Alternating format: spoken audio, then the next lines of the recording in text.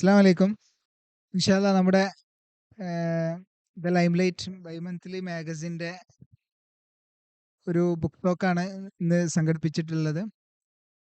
നമ്മുടെ ഗസ്റ്റ് ഇർഷാദേവി ഹുദവി, അദ്ദേഹം മൊറോക്കോയിലെ ടീച്ചിങ് ട്രെയിനിങ്ങുമായി ബന്ധപ്പെട്ട് ഒരു കോഴ്സ് ചെയ്തുകൊണ്ടിരിക്കുകയാണ്. ഈ ഡിസംബറിലായിട്ടാണ് അത് കഴിയുന്നത്. ഇൻഷാ അല്ലാ ഇന്ന് നമ്മൾ ചർച്ച ചെയ്യാൻ പോകുന്നത് റുഡോൾഫ് എന്നൊരു സ്കോളർ എഴുതിയിട്ടുള്ള ദ വാക്കിംഗ് ഖുറാൻ എന്നുള്ള ഒരു പുസ്തകത്തെ ബേസ് ചെയ്തിട്ടാണ്. ഈ ഒരു പുസ്തകം ഞാൻ പരിചയപ്പെടുന്നതിൽ ഏറ്റവും വലിയ റോള് വഹിച്ച ഒരു വ്യക്തി കൂടിയാണ് ഇർഷാദേവി എന്നുള്ളത്. ഞാൻ ഈ ഉപ്പ് പോഡ്കാസ്റ്റ് കണ്ടിരിക്കുന്ന സമയത്ത് ഭയങ്കര ഇൻട്രസ്റ്റഡ് ആയിട്ടുള്ള ഒരാളായിരുന്നു ഞാൻ ഈ ഉപ്പ് പോഡ്കാസ്റ്റ് കാണാന്നുള്ളത്. അപ്പോൾ അതിൽ ഈ മൗരിത്താനിയയിലേക്കുള്ള ഒരു ഓസ്ട്രേലിയക്കാരൻ്റെ ഒരു യാത്ര ഉണ്ട്. അപ്പോൾ അതിലാണ് ഈ ബ്ലൈൻഡ് ആയിട്ടുള്ള ഈ ഖുർആൻ ഓതുന്ന ആൾക്കാർ, അവരെ കുറിച്ചൊക്കെ ഇങ്ങനെ അറിയുന്നത്. അതിൽ ഭയങ്കര ഇൻട്രസ്റ്റ് ആയിരിക്കുന്ന സമയത്താണ് ഇർഷാദേവി ഇങ്ങനൊരു ഉദവി അദ്ദേഹം ഈ ഒരു വർക്ക് പരിചയപ്പെടുത്തുന്നത്. പിന്നെ ഇങ്ങനെ ഇതിന് വർക്ക് ഇങ്ങനെ വായിച്ചു തുടങ്ങിയപ്പം കിട്ടിയ ഒരു സാധനം, നമ്മുടെ വിശുദ്ധമായ ഹദീസിലൂടെ ഒക്കെ നമ്മൾ പരിചയപ്പെട്ട ഒരു ഇതാണ്. ഐഷ ബീവിയോട് ഒരു സ്വഹാബി ഒന്ന് ചോദിക്കുന്നുണ്ട് നബിയുടെ സ്വഭാവം എന്താന്നുള്ളത്. അപ്പോൾ അവിടുന്ന് ഐഷ ബീവി കൊടുക്കുന്നൊരു മറുപടി, ഐഷ ബീവി എന്നാ മനസ്സിലാക്കുന്നത്, ഐഷ ബീവി കൊടുക്കുന്നൊരു മറുപടി ഉണ്ട്, നിങ്ങൾ ഖുർആൻ ഓതാറുണ്ടോ, ഉണ്ടെങ്കിൽ അത് തന്നെയാണ് പ്രവാചകൻ എന്നുള്ളത്. അപ്പോൾ ഖുർആൻ എന്താന്നുള്ളൊരു ഭയങ്കരമായിട്ടുള്ളൊരു ക്വസ്റ്റ്യൻ ആണ്. അപ്പം എങ്ങനെ ഖുർആൻ റിസൈറ്റ് ചെയ്യൽ മാത്രമാണോ, അതിലപ്പുറത്തേക്ക് ജീവിതത്തിന്റെ ഒരു എംബോഡിഡ് നോളജാണ് ശരിക്കും റുഡോൾഫ് മുന്നോട്ട് വെക്കുന്ന ഒരു ആർഗ്യുമെന്റ് എന്നുള്ളത്. ഒരു പക്ഷേ ആ ഒരു ആർഗ്യുമെന്റിനെ ബേസ് ചെയ്തിട്ട് തന്നെ ആവണം പ്രിയപ്പെട്ട ഇർഷാദി ഉസ്താദ് അദ്ദേഹം ഒരു എത്നോഗ്രഫി ചെയ്യുന്നുണ്ട്. അപ്പോൾ അദ്ദേഹത്തിന്റെ ഒരു പ്രൊജക്റ്റും കൂടി അദ്ദേഹം ഇവിടെ അവതരിപ്പിക്കുന്ന കരുതാണ് ഇൻഷാ അല്ലാ. അതുകൊണ്ടാണ് വെറും ഒരു ബുക്ക് റിവ്യൂ എന്നതിലപ്പുറത്തേക്ക് മൂപ്പര് ഫീൽഡ് ചെയ്തുകൊണ്ടിരിക്കുന്നുണ്ട്. അതിന്റെ ചില അനുഭവങ്ങളും നിങ്ങൾക്കുള്ള കൂടുതൽ ഇൻസ്പിറേഷൻ ആവുന്ന കുറേ കാര്യങ്ങളും നൽകുമെന്ന് പ്രതീക്ഷിക്കുന്നു. ഇൻഷാ അല്ലാ നമുക്ക് ഹാൻഡ് ഓവർ ചെയ്യാം. അസ്സലാമു അലൈക്കും. അസ്സലാമു അലൈക്കും വറഹ്മത്തുള്ളാഹി തആല വബറകാതുഹു. അപ്പോൾ മിദ്ലാജ് ഉസ്താദ് പറഞ്ഞതുപോലെ നമ്മൾ ഇന്നൊരു ബുക്ക് റിവ്യൂ ആണ് നടത്തുന്നത്, ദ വാക്കിംഗ് ഖുറാൻ എന്ന് പറഞ്ഞ. അപ്പോൾ ആദ്യമായിട്ട് ഞാനൊരു മുൻകൂർ ജാമ്യം എടുക്കുകയാണ്. ഞാൻ ഈ പുസ്തകം ഫുള്ളായിട്ട് വായിച്ചിട്ടില്ല.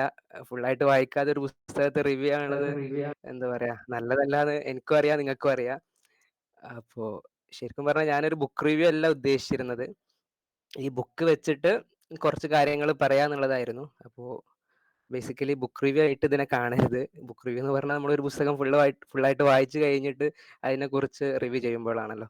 അപ്പോൾ നിങ്ങളെ കൂട്ടത്തിൽ ആരെങ്കിലും ഇത് ഫുള്ളായിട്ട് വായിച്ചവരുണ്ടെങ്കിൽ പറയോ, ആരെങ്കിലും ഇത് ഫുള്ളായിട്ട് വായിച്ചിട്ടുണ്ടോ? ഈ വാക്കിംഗ് ഖുറാൻ എന്ന് പറഞ്ഞ പുസ്തകം അത് എങ്ങനെയാണ് രചിക്കപ്പെടുന്നത്, അതല്ലെങ്കിൽ ആ രചനയുടെ പിന്നിൽ എന്താണ് എന്നുള്ളത് നമ്മളെ റൈറ്റർ ആയിട്ടുള്ള ഓതർ ആയിട്ടുള്ള റുഡോൾഫ് ടി വയർ മൂപ്പര് ഫസ്റ്റ് ചാപ്റ്ററിൽ പറയുന്നുണ്ട്. അപ്പോൾ ബേസിക്കലി ഒരു പുസ്തകം ഞാൻ നേരിട്ട് ഇതൊക്കെ കടക്കാട്ടോ, ബുക്കിലേക്ക് കടന്നിട്ട് നമുക്ക് വേണമെന്നുണ്ടെങ്കിൽ ജസ്റ്റ് ഇങ്ങനെ ഇന്ററാക്ട് ആയിട്ട് പോവാം. ഓക്കെ. അപ്പോ ബേസിക്കലി ഈ പുസ്തകം നമുക്കറിയാം നമുക്കറിയാം ഇസ്ലാമിന്റെ എപ്പിസ്റ്റമോളജി അല്ലെങ്കിൽ ഇസ്ലാമിന്റെ എഡ്യൂക്കേഷൻ സിസ്റ്റം അത് വേറെയാണ്. അതായത് സ്വഹാബ നബിയുടെ കാലത്തും സ്വഹാബാക്കളുടെ കാലത്തും അതിനുശേഷം താബിയങ്ങളുടെ കാലത്തൊക്കെയുള്ള നമ്മുടെ ഒരു എപ്പിസ്റ്റമോളജിയും ഇസ്ലാമിക് ടീച്ചിങ് മെത്തേഡും വേറെ തന്നെയാണ്. പിന്നെ പെട്ടെന്ന് ഈ യൂറോപ്പിലെ എൻലൈറ്റ്മെന്റും റിനേസൻസ് ഒക്കെ വന്നു. അവിടെ കോളേജുകളും യൂണിവേഴ്സിറ്റികളും സ്കൂളുകളൊക്കെ തുടങ്ങി. അവര് അവരുടേതായിട്ടുള്ള രീതിയിൽ ഒരു മോഡേൺ മെത്തേഡൊക്കെ തുടങ്ങി, മോഡേൺ സ്കൂൾ മെത്തേഡ്, അതല്ലെങ്കിൽ സ്റ്റേറ്റ് സ്പോൺസേർഡ് ആയിട്ടുള്ള സ്കൂളുകളൊക്കെ തുടങ്ങി.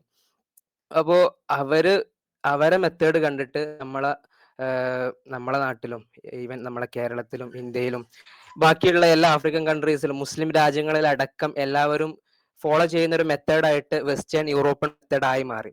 അപ്പോൾ അതിനൊക്കെയുള്ളൊരു ഒരു എന്താ പറയാ, നമ്മളൊരു കൾച്ചർ, നമ്മുടെ ഇസ്ലാമിക് എപ്പിസ്റ്റമോളജിയും ടീച്ചിങ് മെത്തേഡൊക്കെ വലിച്ചെറിഞ്ഞിട്ട് നമ്മളൊരു പുതിയ മോഡേൺ മെത്തേഡ് സ്വീകരിക്കും. അതിന്റെ ഒരു കുറെ നെഗറ്റീവ് എഫക്റ്റുകൾ, അതല്ലെങ്കിൽ അതിന് പിന്നിലെ കാരണങ്ങൾ, അതിനൊക്കെ സൂചിപ്പിക്കാൻ വേണ്ടിയിട്ടാണ്, അതല്ലെങ്കിൽ ആ കാര്യങ്ങളൊക്കെ പറയാൻ വേണ്ടിയിട്ട് കൂടിയായിട്ടാണ് നമ്മുടെ റുഡോൾഫ് ഈ ഒരു പുസ്തകം എഴുതുന്നത്. അപ്പോൾ നമുക്ക് പുസ്തകം അതിന്റെ ചട്ട കാണുമ്പോൾ തന്നെ മനസ്സിലാവും. ഒരു എന്താണ് വാക്കിംഗ് ഖുറാൻ നടക്കുന്ന ഖുറാൻ അല്ലെ. അപ്പോ രണ്ട് ഈ ചട്ടയിലുള്ള കാലിഗ്രഫി ഒരു ഒരു ഒരു എനിക്ക് തോന്നുന്ന ഒരു കവിതയാണ്. അതായത് ഒരു മകനെയും ഒരു ഉപ്പയും ഒരു ഉമ്മയും ഒരു ടേബിൾ മേലിരിക്കുന്നു. ഇങ്ങനെ അത്ഫാൽ എന്നൊക്കെ കാണാം. നിങ്ങൾക്ക് ഇത് കാലിഗ്രഫി റീഡിങ് ചെയ്യാൻ അറിയുന്ന ആൾക്കാർക്ക് ഇത് നോക്കിയാല് തിഫ്ല്, ഉമ്മ്, അബ്, അതായത് ഒരു ഇംഗ്ലീഷ് പോയം അതിന് അറബിലേക്ക് ട്രാൻസ്ലേറ്റ് ചെയ്തിട്ട് അത് കാലിഗ്രഫി എഴുതിയതാണ്. അപ്പൊ അത് പുസ്തകത്തിന്റെ ചട്ടയിലല്ല, പുസ്തകത്തിന്റെ 2ാം പേജിലൊക്കെ ആയിട്ട് നമ്മളെ ഓദർ വിശദീകരിക്കുന്നുണ്ട് ഇതെന്താണെന്നുള്ളത്. ഓക്കെ, അതിന് പ്രാധാന്യമില്ല. ഓക്കെ, അപ്പൊ വാക്കിംഗ് ഖുർആൻ എന്നുള്ള പേരിന്റെ പിന്നില് കഥ നമ്മളെ മിദ്ലാജ് ഉസ്താദ് പറഞ്ഞ പോലെ, വാഫി പറഞ്ഞ പോലെ, എന്താണ് നബി സല്ലല്ലാഹു അലൈഹി വസല്ലം തങ്ങളെ സ്വഭാവം എന്താണെന്ന് അറിയാൻ വേണ്ടിയിട്ട് ആയിഷ ബീവിന്റെ അടുത്ത് ഒരിക്കല് സ്വഹാബികൾ എല്ലാവരും വന്നിട്ട് ചോദിക്കും, എന്താണ് നബി സല്ലല്ലാഹു അലൈഹി വസല്ലമയുടെ സ്വഭാവം എന്താണെന്ന് ചോദിക്കുന്നു. അപ്പൊ ആയിഷ ബീവി പറഞ്ഞു, തിരിച്ചൊരു ചോദ്യം ചോദിക്കും, നിങ്ങൾ ഖുർആൻ വായിച്ചിട്ടുണ്ടോ, അല്ലെങ്കിൽ നിങ്ങൾക്ക് ഖുർആൻ അറിയോ ചോദിക്കും. അപ്പോൾ അറിയാ പറയും, ഖുർആനാണ്, കാന ഖുൽഖുഹു ഖുർആൻ പറയും. അതായത് നബി സല്ലല്ലാഹു അലൈഹി വസല്ലമയുടെ സ്വഭാവം എന്ന് പറയുന്നത് അത് ഖുർആനാണ്. അപ്പൊ ആ ഒരു കൺസെപ്റ്റ് നിന്നാണ്, അതായത് നബി ഒരു ഖുർആൻ, ഒരു നടക്കുന്ന ഖുർആൻ, വാക്കിംഗ് ഖുർആൻ. ശേഷം വന്ന സ്വഹാബാക്കൾ അവരൊക്കെ ഖുർആനെ ചുമക്കുന്നവരാണ്. അത് പഠിച്ച എല്ലാവരും അവരൊക്കെ ഒരു വാക്കിംഗ് ഖുർആനാണ്. ആ ഒരു കൺസെപ്റ്റിലാണ് ഈ പുസ്തകത്തിന് ഇങ്ങനത്തെ ഒരു പേര് വരുന്നത്. ഓക്കെ, ഇതുവരെയുള്ളത് വ്യക്തമല്ലേ? എനിക്ക് സൗണ്ടും ബാക്കി കാര്യങ്ങളൊക്കെ ഓക്കെ ആണെന്ന് വിചാരിക്കുന്നു. ഓക്കെ അല്ലേ വാഫി? ഓക്കെയാണ്. ഓക്കെ. അപ്പോ നമ്മൾ ഈ പുസ്തകത്തിലേക്ക് കടക്കുന്നതിന്റെ മുന്നേ കുറച്ച് കാര്യങ്ങള്. ഓക്കെ, അപ്പോൾ പുസ്തകം രചിക്കപ്പെടുന്നതിന് ഒരു പശ്ചാത്തലം പറയുന്നത്, നമുക്കറിയാം, നമ്മളെ യുഎൻഒയും അതുപോലെ തന്നെ ഹ്യൂമൻ റൈറ്റ്സ് വാച്ച് ഉണ്ടല്ലോ, HRW, തോന്നുന്നത് യുഎൻഒന്റെ കീഴിലുള്ള ഒരു ഇതാണ് തോന്നുന്നത്. അതായത് നമ്മളെ ഈ മാനുഷിക റൈറ്റുകളൊക്കെ രാജ്യങ്ങളിലൊക്കെ അത് ഇംപ്ലിമെന്റ് ചെയ്യുന്നുണ്ടോ, അതിന്റെ കണക്കുകളും ഇതൊക്കെ പുറത്തുവിടുന്ന ഇതാണ് ഒരു NGO ആണ് ഹ്യൂമൻ റൈറ്റ്സ് വാച്ച്. അപ്പൊ അവര് കുറച്ചു മുന്നേ ഒരു റിപ്പോർട്ട് പുറത്തിറക്കിയിരുന്നു. അതായത് ആഫ്രിക്കൻ രാജ്യങ്ങളിലെ ഈ മദ്രസകൾ, ഖുർആനിക് മദ്രസകൾ, അവിടെ നടക്കുന്ന ഇമ്മോറൽ ആക്ടിവിറ്റീസ്, അതല്ലെങ്കിൽ ചൈൽഡ് അബ്യൂസ്, അതിനെ കുറിച്ചൊക്കെ ഒരു റിപ്പോർട്ട് പുറത്തിറക്കിയിരുന്നു. അതാണ് ഈ ബാക്ക്ഗ്രൗണ്ട് എന്നുള്ള ഇതിൽ നിങ്ങൾക്ക് കാണാൻ സാധിക്കുന്നത്. ആ റിപ്പോർട്ടിൽ പറയുന്നത് എന്താണെന്ന് ചോദിച്ചാല്, നമുക്കറിയാം, ഖുറാനിക് സ്കൂളുകൾ എന്ന് പറഞ്ഞാല് ഉമർ റളിയല്ലാഹുവിന്റെ കാലത്ത്, അതല്ലെങ്കിൽ നബിതങ്ങൾക്ക് ജിബ്രീൽ അലൈഹിസ്സലാം ഖുറാൻ ഇറക്കി കൊടുക്കുന്നു. അത് നബിതങ്ങള് പൂർണ്ണമായിട്ട് കേൾക്കുന്നു. അത് സ്വഹാബികളൊക്കെ ലൗഹിലൊക്കെ എഴുതി വെക്കുന്നു. ശേഷം സ്വഹാബിമാര് അത് അത് ക്രോഡീകരിക്കുന്നു. അതൊക്കെ എല്ലാവരും അത് പൂർണ്ണമായിട്ട് ഖുറാൻ പഠിക്കാൻ ശ്രമിക്കുന്നു. അങ്ങനെ കാലങ്ങൾക്ക് ശേഷം ഉമർ റളിയല്ലാഹുവിന്റെ കാലത്താണ് നമ്മൾ നേരിട്ട് ഇൻസ്റ്റിറ്റ്യൂഷണലൈസ്ഡ് ആയിട്ടുള്ള ഖുറാനിക് മദ്രസകൾ, അതല്ലെങ്കിൽ ഖുറാനിക് പള്ളികളൊക്കെ നിസ്കാരത്തിന് ശേഷം വലിയ വലിയ സ്വഹാബാക്കന്മാരൊക്കെ ഇരുന്നിട്ട് ഖുറാന് എന്താ പറയാ ഓതിക്കൊടുക്കും. എന്തെങ്കിലുമൊക്കെ തഫ്സീറുകളോ എന്തെങ്കിലും എക്സ്പ്ലനേഷൻ ഒക്കെ ആവശ്യമുണ്ടെങ്കിൽ അത് വലിയ വലിയ സ്വഹാബാക്കന്മാര് ബാക്കിയുള്ളവർക്ക് പഠിപ്പിച്ചു കൊടുക്കും. അങ്ങനെയാണ് ഉമർ റളിയല്ലാഹുവിന്റെ കാലത്താണ് ഒരു ഇൻസ്റ്റിറ്റ്യൂഷണലൈസ്ഡ് ആയിട്ടുള്ള ഖുറാനിക് മദ്രസകൾ വരുന്നത്. ശേഷം നമുക്കറിയാം, നമ്മൾ ഉമർ റളിയല്ലാഹു കഴിഞ്ഞു, ഉസ്മാൻ റളിയല്ലാഹു, അലി റളിയല്ലാഹു, നമ്മൾ ഇസ്ലാം എല്ലാ ഭാഗത്തേക്കും പരക്കുന്നു, ആഫ്രിക്കയിലേക്ക് കടക്കുന്നു. ഉമർ ബിൻ അബ്ദുൽ അസീസിന്റെ കാലത്ത് ആഫ്രിക്കയുടെ ഏകദേശം സ്ഥലത്തൊക്കെ ഇസ്ലാം എത്തുന്നു. പിന്നെ അത് നമ്മളെ സൗത്തിലേക്കും എല്ലാ ഭാഗത്തേക്കും പരക്കുന്നു. അപ്പോ ഈ ഖുർആനിനെ നമുക്ക് എന്താ പറയാ, ഒരു സനതോട് കൂടി, അതല്ലെങ്കിൽ നമ്മൾ ഹദീസിലൊക്കെ പറയുന്ന പോലെ ഒരു ചെയിൻ ഓഫ് ട്രാൻസ്മിഷൻ, അത് നിബിധങ്ങളിലേക്ക് എത്തുന്ന ഒരു ചെയിനോട് കൂടി, സനതോട് കൂടി ഉസ്താദുമാര് കുട്ടികൾക്ക് ചൊല്ലിക്കൊടുക്കുന്നു. അത് പൂർണ്ണമായിട്ട് അവർ പഠിക്കുന്നു. അങ്ങനെ ഒരു ഇൻസ്റ്റിറ്റ്യൂഷൻ ആയിട്ടുള്ള ഒരു ഖുറാനിക് മദ്രസകൾ ലോകത്തിന്റെ പല ഭാഗത്തും വരുന്നുണ്ട്. അതിന്റെ ഭാഗമായിട്ടാണ് ആഫ്രിക്കയിലെ, നമുക്കറിയാം, വെസ്റ്റ് ആഫ്രിക്ക എന്ന് പറഞ്ഞാൽ നിങ്ങൾക്ക് അറിയുമെന്ന് വിചാരിക്കുന്നു. നോർത്ത് ആഫ്രിക്കയിലാണ് നമ്മൾ Algeria, Egypt, Libya, Morocco, Sudan പോലത്തെ രാജ്യങ്ങൾ വരുന്നത്. ഈ പുസ്തകം ചർച്ച ചെയ്യുന്നത് വെസ്റ്റ് ആഫ്രിക്കയിലെ ഖുറാനിക് സ്കൂളുകളെ കുറിച്ചും ഖുറാനിക് മദ്രസകളെ കുറിച്ചും അതിന്റെ എത്നോഗ്രഫിക്കൽ സ്റ്റഡീസുമാണ്. അപ്പോ വെസ്റ്റ് ആഫ്രിക്ക പറഞ്ഞാല് നമുക്കറിയാം, ഇപ്പോ ന്യൂസുകളിലൊക്കെ തരംഗമായി കൊണ്ടിരിക്കുന്ന ബുർക്കിന ഫാസോ, അതുപോലെ ഗാംബിയ, ഗാന, ഗനിയ, മാലി, മൗറത്താനിയ, നൈജർ, നൈജീരിയ, സെനഗല്, പിന്നെ സെനഗാംബിയ എന്ന് പറഞ്ഞ ഒരു റീജിയണും കൂടിയുണ്ട്. അതൊക്കെയാണ് വെസ്റ്റ് ആഫ്രിക്ക. അപ്പോൾ നമ്മളെ പുസ്തകത്തിന്റെ നമ്മളെ ഓദർ റുഡോൾഫ് വയർ അവർ എത്നോഗ്രഫി ചെയ്യുന്നത് വെസ്റ്റ് ആഫ്രിക്കൻ കൺട്രീസ് ആയ സെനഗാംബിയയിലാണ്. ഓക്കെ, അപ്പോൾ നമ്മള് വിഷയത്തിലേക്ക് കടന്നു വരികയാണെന്നുണ്ടെങ്കിൽ ഈ പുസ്തകം രചിക്കപ്പെടുന്ന ഒരു ബാക്ക്ഗ്രൗണ്ട്. അപ്പോൾ ഈ ഹ്യൂമൻ റൈറ്റ്സ് വാച്ച് ഒരു റിപ്പോർട്ട് പുറത്തിറക്കുന്നു. വെസ്റ്റ് ആഫ്രിക്കയിലെ സെനഗല്, അതുപോലെ തന്നെ കുറച്ച് രാജ്യങ്ങളിലെ ഖുർആനിക് മദ്രസകളില് നിങ്ങൾക്ക് വായിച്ചാൽ മനസ്സിലാകും, ഒരു സ്ലേവറി പോലെയാണ് കുട്ടികളോട് പെരുമാറുന്നത്. ഫോംസ് ഓഫ് അബ്യൂസുകൾ നടക്കുന്നുണ്ട്, എക്സ്പ്ലോയിറ്റേഷനുകൾ നടക്കുന്നുണ്ട്, ടീച്ചേഴ്സിന്റെ എക്സ്പ്ലോയിറ്റേഷനുകൾ നടക്കുന്നുണ്ട്.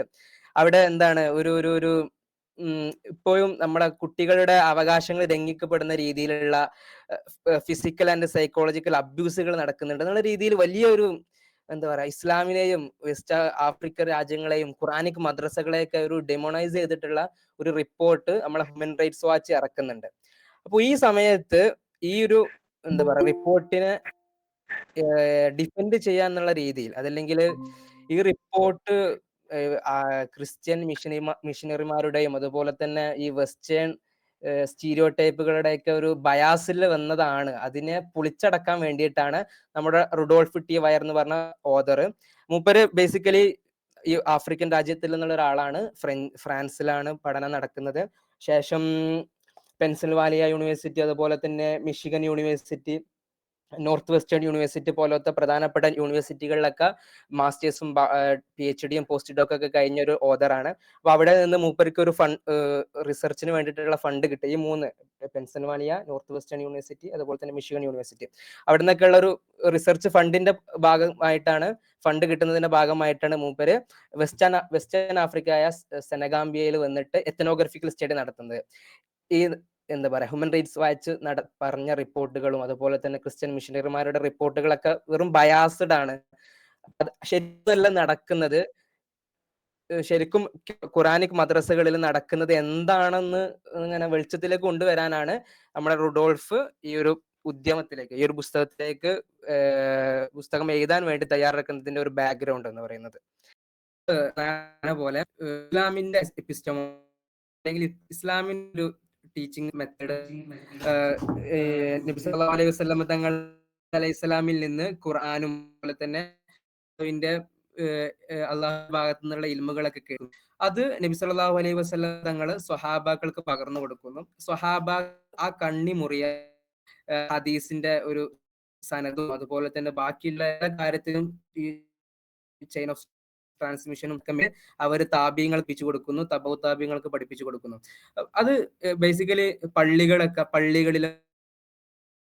പള്ളികളാക്കി ചെറിയ ചെറിയ സൂഫി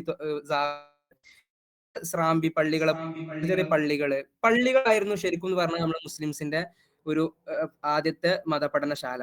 അങ്ങനെ നമ്മള് ഇങ്ങനെ വികസിച്ചു അപ്പോഴാണ് നേരത്തെ പറഞ്ഞ പോലെ യൂറോപ്പിൽ റിനൈസൻസും എൻലൈറ്റ്മെന്റ് ഒക്കെ കടന്നു വരുന്നു. അവര് കോളേജുകളും യൂണിവേഴ്സിറ്റികളും സ്കൂളുകളൊക്കെ തുടങ്ങുന്നു. അപ്പോൾ അവരുടെ ഒരു മെത്തേഡ് എന്ന് പറഞ്ഞാൽ ടീച്ചർ എന്ന് പറഞ്ഞാല് ക്ലാസിന്റെ ഒരു സമയത്ത് വന്ന് ക്ലാസ് പോകുന്ന വെറും ഒരു ഒരു ഗുരുവായിട്ട് മാത്രം കാണുന്ന, അതല്ലെങ്കിൽ നമ്മളെ ഇസ്ലാമിന്റെ കൺസെപ്റ്റില് ഒരു ഉസ്താദ് എന്ന് പറഞ്ഞാല് അതും ഒരു ടീച്ചർ അല്ല, അല്ലെ? ശരിക്കും നമ്മൾ ഉസ്താദ്മാരെന്ന് പറഞ്ഞാല് ഖുറാനൊക്കെ അറിയുന്ന, ഹദീസൊക്കെ അറിയുന്ന, അത് നമ്മളെ പ്രവൃത്തിയിലും വാക്കിലും ഇംപ്ലിമെന്റ് ചെയ്യുന്ന ആൾക്കാർ എന്നാണ് ഉസ്താദ്മാരെന്ന് പറഞ്ഞാല്. പക്ഷെ അവര് കുട്ടികളോടുള്ള ഡീലിങ്, കുട്ടികൾ ക്ലാസ് കഴിഞ്ഞാലുള്ള കുട്ടികളോടുള്ള ഡീലിങ്, എല്ലാ കാര്യത്തിലും ഇസ്ലാമിന്റെ ഒരു എന്താ പറയാ മെത്തേഡ് ഓഫ് ടീച്ചിങ് വേറെയാണ്. Modern western style of education അത് വേറെ തന്നെയാണ്. പക്ഷെ നമ്മൾ അതിങ്ങനെ കടമെടുത്ത് തുടങ്ങുന്നതോട് കൂടിയാണ് നമ്മുടെ എല്ലാ എന്താ പറയാ നമ്മളെ ദർസുകൾ, കേരളത്തിൽ പോലും നമ്മളെ ദർസ് സിസ്റ്റം തുടക്കകാലത്തിൽ നമ്മൾ ഈ ഓത്തുപള്ളി സിസ്റ്റം ഇങ്ങനെ ശോഷിച്ചു. ദർസ് സിസ്റ്റം ശോഷിച്ചു വന്ന് അറബിക് കോളേജുകൾ വന്നു, നമ്മളെ ഹുദവി, വാഫി ഇതുപോലത്തെ സിസ്റ്റങ്ങളൊക്കെ വന്നു. അങ്ങനെ എന്താ പറയാ നമ്മളും ഇങ്ങനെ അറിയാതെ വെസ്റ്റേൺ ടീച്ചിങ് മെത്തേഡിനെ ഇങ്ങനെ ഇംപ്ലിമെന്റ് ചെയ്തുകൊണ്ടിരിക്കുന്ന ഒരു കാലഘട്ടത്തിലാണ് ഈ ഒരു പുസ്തകത്തിന്റെ പ്രസക്തി. അപ്പോ നമുക്കറിയാം ഖുറാനിക് സ്കൂളുകൾ, ആഫ്രിക്കൻ രാജ്യങ്ങളിലുള്ള ഖുറാനിക് സ്കൂളുകൾ എന്ന് പറഞ്ഞാല് അപ്പൊ ഈ വെസ്റ്റിന്റെ ആൾക്കാര് ആഫ്രിക്കയെ നോക്കുന്നത് തന്നെ വേറെ തന്നെ ഒരു കണ്ണിലൂടെയാണ്. പിന്നെ അത് മുസ്ലിങ്ങളും കൂടി ആണെന്നുണ്ടെങ്കിൽ അത് അവിടെ ധാരാളം സ്റ്റീരിയോടൈപ്പുകളും ബയാസുകളും കടന്നു വരാനുള്ള ചാൻസുകൾ കൂടുതലാണ്. കാരണം ബേസിക്കലി ഒരു ആഫ്രിക്കൻ കൺട്രിയാണ്, പിന്നെ അതൊരു മുസ്ലിം കൺട്രി കൂടിയാണ്. അപ്പൊ ആഫ്രിക്കൻ മുസ്ലിം കൺട്രിയാണ്. അപ്പൊ അവരുടെ ഈ ഓറിയന്റലിസ്റ്റുകളാണെന്നുണ്ടെങ്കിലും അതുപോലെ തന്നെ ഈ മോഡേണിസ്റ്റുകളാണെന്നുണ്ടെങ്കിലും അവർക്ക് ഒരു ബയാസോട് കൂടിയാണ്, ഒരു പ്രജുഡ്യൂസോട് കൂടിയാണ് ഇസ്ലാമിനെയും ആഫ്രിക്കൻ ഇസ്ലാമിനെ അവർ കാണുന്നത്. അപ്പോ അവര് എന്താ പറയാ, ഈ WHO ഇങ്ങനത്തെ WHO അല്ല, human right organisation, human right human right watch ഓർഗനൈസേഷന് ഇങ്ങനത്തെ ഒരു റിപ്പോർട്ട് തയ്യാറാക്കുമ്പോൾ സ്വാഭാവികമായിട്ടും അവർ പറയാം എന്താണ്, ഈ ദർസുകളിലും ഈ പള്ളികളിലുള്ള ഖുറാനിക് മദ്രസകളിലൊക്കെ നടക്കുന്നത് എന്താ പറയാ, ഫുള്ളും കുട്ടികളെ എന്താ പറയാ ഒരു അബ്യൂസ് ചെയ്തിട്ടുള്ള പഠന രീതിയാണ്. അവർക്ക് ഇപ്പത്തെ കാലത്തുള്ള സിസ്റ്റം അതല്ലെങ്കിൽ കൂടുതൽ അക്കമഡേഷൻ അതല്ലെങ്കിൽ അവർക്ക് ഇപ്പത്തെ കുറെ ഫെസിലിറ്റികളൊന്നും കൊടുക്കാതെ അവർക്ക് അവകാശങ്ങൾ ലംഘിക്കപ്പെടുന്ന രീതിയിലുള്ള പഠന രീതിയാണെന്നൊക്കെ പറഞ്ഞിട്ട് അവര് റിപ്പോർട്ട് തയ്യാറാക്കും. ശരിക്കും പറഞ്ഞാൽ നമുക്കറിയാം, ഇസ്ലാമിന്റെ ഒരു കൺസെപ്റ്റില് നോളജ് എന്നുള്ളത് വെറും ടെക്സ്റ്റുകളിൽ മാത്രമല്ല, അല്ലെ? നമ്മള് വെറും ടെക്സ്റ്റുകളിൽ മാത്രമല്ല, അത് നമ്മൾ നബി അങ്ങനെയാണെന്നുണ്ടെങ്കിൽ ഖുറാനും മാത്രം മതിയായിരുന്നു. പക്ഷെ അവിടെ ഹദീസ് വന്നു. ഹദീസ് എന്ന് പറഞ്ഞാൽ വെറും എന്തല്ല, നബിയുടെ നബിയുടെ വാക്കുകൾ മാത്രമല്ല, നബിയുടെ പ്രവൃത്തികൾ കൂടി ഹദീസാണ്. അപ്പോൾ ബേസിക്കലി ഇസ്ലാം എന്ന് പറഞ്ഞാല് അത് ടെക്സ്റ്റുകൾ മാത്രമല്ല, ഒരു എന്താ പറയാ, ഒരു നമ്മുടെ ബോഡിയും നമ്മളെ ആ ബോഡി ആക്ടിവിറ്റീസും അതൊക്കെ നമ്മളെ മതത്തിന്റെ കീഴിൽ വരുന്നതാണ്. അപ്പൊ ബേസിക്കലി എന്താ പറയാ, ഞാൻ ഇതിൽ പറഞ്ഞ പോലെ ഇസ്ലാമിക് നോളജ് എന്ന് പറഞ്ഞാല് അത് എന്താ പറയാ, ഒരു എംബഡിഡ് ആയിട്ടുള്ള ഒരു സാധനമാണ്. അപ്പൊ അത് not only in text, libraries and archives but also the physical forms of human beings, body and sacred. അപ്പോൾ നമ്മളെ ഈ ഇൽമ കൺസെപ്റ്റ് അല്ലെങ്കിൽ നമ്മളെ ഇസ്ലാമിലുള്ള ഇൽമ കൺസെപ്റ്റ് എന്ന് പറഞ്ഞാൽ അത് വെറും ഒരു ടെക്സ്റ്റ് മാത്രമല്ല, അത് നമ്മൾ മനുഷ്യന്റെ ജീവിതത്തിലേക്കും അത് മനുഷ്യന്റെ ആക്ടിവിറ്റീസിലേക്ക് കടന്നു വരുന്ന ഒരു രീതിയാണ് ഇസ്ലാമിന്റെ ഒരു ഇൽമ എന്ന് പറഞ്ഞാൽ. അത് ഇൽമ എന്ന് പറഞ്ഞാൽ അമലുൻ ഇൽമുൻ, നമുക്കറിയാം ഉപകാരമില്ലാത്ത അമല് ചെയ്യാത്ത ഇൽമ എന്ന് പറഞ്ഞാൽ അത് വെറും നാഫി അല്ലാത്ത ഇൽമാണെന്നുള്ള കൺസെപ്റ്റുകളാണ് ഇസ്ലാമിലുള്ളത്. നമുക്ക് ഉപകാരം ഉണ്ടാകുന്ന, നമ്മൾ അതുകൊണ്ട് അമല് ചെയ്യുന്ന ഇൽമുകൾ മാത്രമേ നമുക്ക് നാഫിയുള്ളൂ. അപ്പോൾ നമ്മൾ ഇസ്ലാമിന്റെ കൺസെപ്റ്റ് എന്ന് പറഞ്ഞാൽ വേറെ തന്നെയാണ്.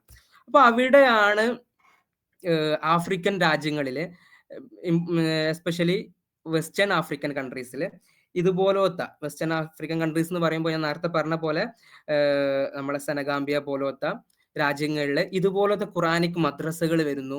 അപ്പോൾ ക്രിസ്ത്യൻ മിഷനറിമാര്, ഇത് പണ്ട് കാലങ്ങളിലെ നിലനിന്നൊരു സിസ്റ്റമാണ്. അപ്പൊ ക്രിസ്ത്യൻ മിഷനറിമാർ നമുക്കറിയാം, അവരൊരു രാജ്യം യൂറോപ്പ് ഒരു രാജ്യത്തെ കൊളോണൈസ് ചെയ്യും, അവിടെ അധിനിവേശം നടത്തുമ്പോൾ ആദ്യമായിട്ട് ക്രിസ്ത്യൻ മിഷനറിമാരെ അവിടേക്ക് പറഞ്ഞയക്കും. അവരവിടെ പോയിട്ട് ഈ സാമൂഹ്യ പ്രവർത്തനങ്ങൾ, സോഷ്യൽ സർവീസ് പ്രവർത്തനങ്ങളൊക്കെ നടത്തി അവിടെ അവരുടെ മിഷനറി സെമിനാറുകൾ ഉണ്ടാക്കും. പിന്നെ ഹോസ്പിറ്റലുകൾ, ഇങ്ങനത്തെ എന്താ പറയാ ചൈൽഡ് കെയർ അതല്ലെങ്കിൽ ഈ ഇങ്ങനെ ചെറിയ ചെറിയ സോഷ്യൽ സർവീസ് ചെയ്യാനുള്ള രീതിയിൽ അവർ മിഷനറിമാർ വരും. അങ്ങനെ അവര് എന്താ പറയാ ഉള്ളിലൂടെ ക്രിസ്ത്യാനിറ്റിയെ പടർത്തും. അങ്ങനെ അതൊരു കൊളോണിയലൈസേഷന്റെ ഒരു ടൂളായിട്ട് മിഷനറിമാർ മാറും. അവർ ഈ ആഫ്രിക്കൻ കൺട്രീസിലേക്ക് നോക്കുമ്പോൾ അവിടെ ഇസ്ലാമിന്റെ തുടക്കകാലം അതല്ലെങ്കിൽ പണ്ട് മുതലേ ഇങ്ങനത്തെ മദ്രസകളും ഖുറാനിക് മദ്രസകളൊക്കെ നിലനിൽക്കുന്നുണ്ട്. പക്ഷെ അതൊന്നും നമ്മുടെ സിസ്റ്റത്തിനോട് എന്താ പറയാ പാരലായിട്ട് വരുന്നില്ല. അവരിപ്പോഴും പഴയ രീതിയാണ് പിന്തുടരുന്നുള്ള ഒരു ബയാസ്ഡ് ആയിട്ടുള്ള ഒരു കൺസെപ്റ്റില് അവർ ഇതുപോലത്തെ കുറെ എന്താ പറയാ റിപ്പോർട്ടുകൾ തയ്യാറാക്കുന്നു. അപ്പൊ അതിന്റെ ഒരു ഭാഗത്തിലാണ് ഇങ്ങനത്തെ ഖുർആനിക് മദ്രസകളെ നിരോധിക്കണം, അതല്ലെങ്കിൽ ആഫ്രിക്കൻ കൺട്രീസിലുള്ള ഖുർആനിക് മദ്രസകളൊക്കെ UNOയും അതുപോലെ തന്നെ ഇതുപോലത്തെ മനുഷ്യാവകാശ സംഘടനകളൊക്കെ മുൻ വന്നിട്ട് അവരെന്ത് പറഞ്ഞു, ഇതുപോലത്തെ ഖുർആൻ മദ്രസകൾ നിർത്തണം. അത് അവിടെ നടക്കുന്നത് കുട്ടികളെ എക്സ്പ്ലോയിറ്റേഷൻ ആണ്, അബ്യൂസ് ആണ്, ചൈൽഡ് അബ്യൂസ് ആണ്, അതൊക്കെയാണെന്ന് പറഞ്ഞിട്ട് അവര് എന്താ പറയാ കുറെ അലഗേഷൻസ് ഉയർത്തും. അപ്പൊ അവിടെയാണ് നമ്മൾ ഇസ്ലാമിന്റെ മെത്തേഡ് ഓഫ് ടീച്ചിങ്ങും വെസ്റ്റേൺ മെത്തേഡ് ഓഫ് ടീച്ചിങ്ങും വേറെയാണ്. അത് നമ്മൾ വേറെ തന്നെ മനസ്സിലാക്കിയാലേ ഇതിന്റെയൊക്കെ ഒരു പ്രശ്നത്തിന്റെ ഒരു കോറ് മനസ്സിലാവുന്നുള്ള ഒരു കൺസെപ്റ്റിലേക്കാണ് നമ്മുടെ ഓദർ വരുന്നത്. അപ്പോ ഖുറാനിക് മദ്രസകളിൽ ശരിക്കും എന്താ നടക്കുന്നത് ചോദിച്ചാൽ, ഒരു മൂപ്പര് എത്നോഗ്രഫി സ്റ്റഡി നടത്തിയ ഒരു മദ്രസയിലേക്ക് മൂപ്പര് പോകുന്നുണ്ട് സെനഗാംബിയയിലെ. അപ്പൊ അവിടെ കുട്ടികൾ എല്ലാവരും ഇരിക്കുന്നുണ്ട്. അവിടെ ഇപ്പോഴും പേപ്പറുകളൊക്കെ വന്ന 2012 എനിക്ക് തോന്നുന്നത് വർഷം 2010 ശേഷമാണ്. അപ്പൊ ഇവിടെ നമുക്കറിയാം ഈ സമയത്തൊക്കെ എല്ലാവരും ഖുറാനിലേക്ക് നോക്കിയിട്ടാണ് ഖുറാൻ മുസ്ഹഫിലേക്ക് 2 ചട്ട നമ്മള് ഗൾഫിൽ നിന്നൊക്കെ ഗൾഫ് എഡിഷനിലും അതുപോലെ തന്നെ എല്ലാ എഡിഷനിലൊക്കെ ഉള്ള നമ്മുടെ നാട്ടിലൊക്കെ പ്രചാരം നേടിയ മുസ്ഹഫുകൾ നോക്കിയിട്ടാണ് സാധാരണ എല്ലാവരും ഓതാറ്.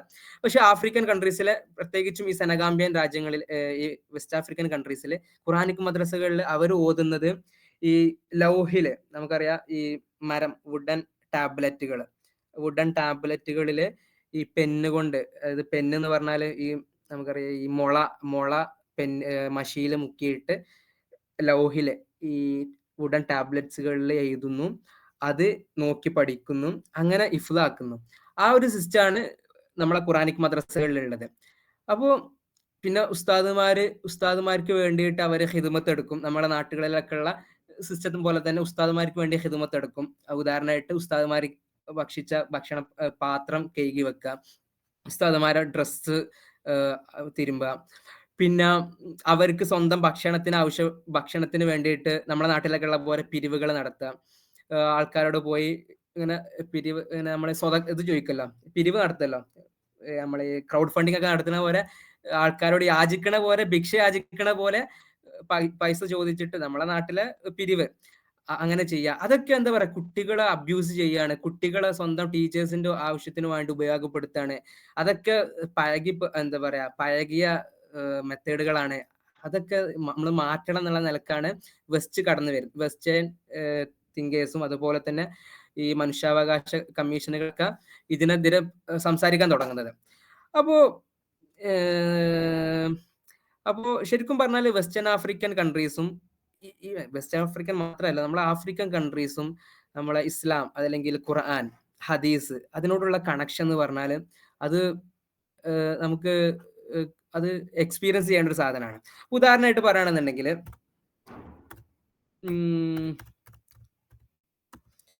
ഓക്കെ, നമുക്കറിയാം നമ്മളൊരു നമ്മള് സാധാരണ ആൾക്കാർ ഇസ്ലാം എന്ന് പറയുന്ന അറബൈസ്ഡ് ഇസ്ലാമിനെ കുറിച്ച് നമുക്കൊക്കെ അറിയാം. അതായത് ഇസ്ലാം ഒരു കുറെ ഓറഞ്ച് ലിസ്റ്റുകൾ വെസ്റ്റേൺ ചിന്തകന്മാരൊക്കെ പറയുന്ന ഒരു സാധനം എന്താ വെച്ചാല്, ഇസ്ലാം അതിന്റെ എന്താ പറയാ ഏത് സമയത്താണോ ഇസ്ലാം അതിന്റെ ക്രാഡിൽ നിന്ന് ഡിസ്റ്റൻസ് ആയി പോയത്, അത് മുതൽ ഇസ്ലാം എന്താവാൻ തുടങ്ങി, ഇറ്റ് ബിക്കംസ് ഇൻക്രീസിംഗ്ലി ഡിഫോംഡ്. അതായത് ഇസ്ലാം അറേബ്യൻ ഉപഭൂഖണ്ഡത്തിലാണ് ഉണ്ടാകുന്നത്.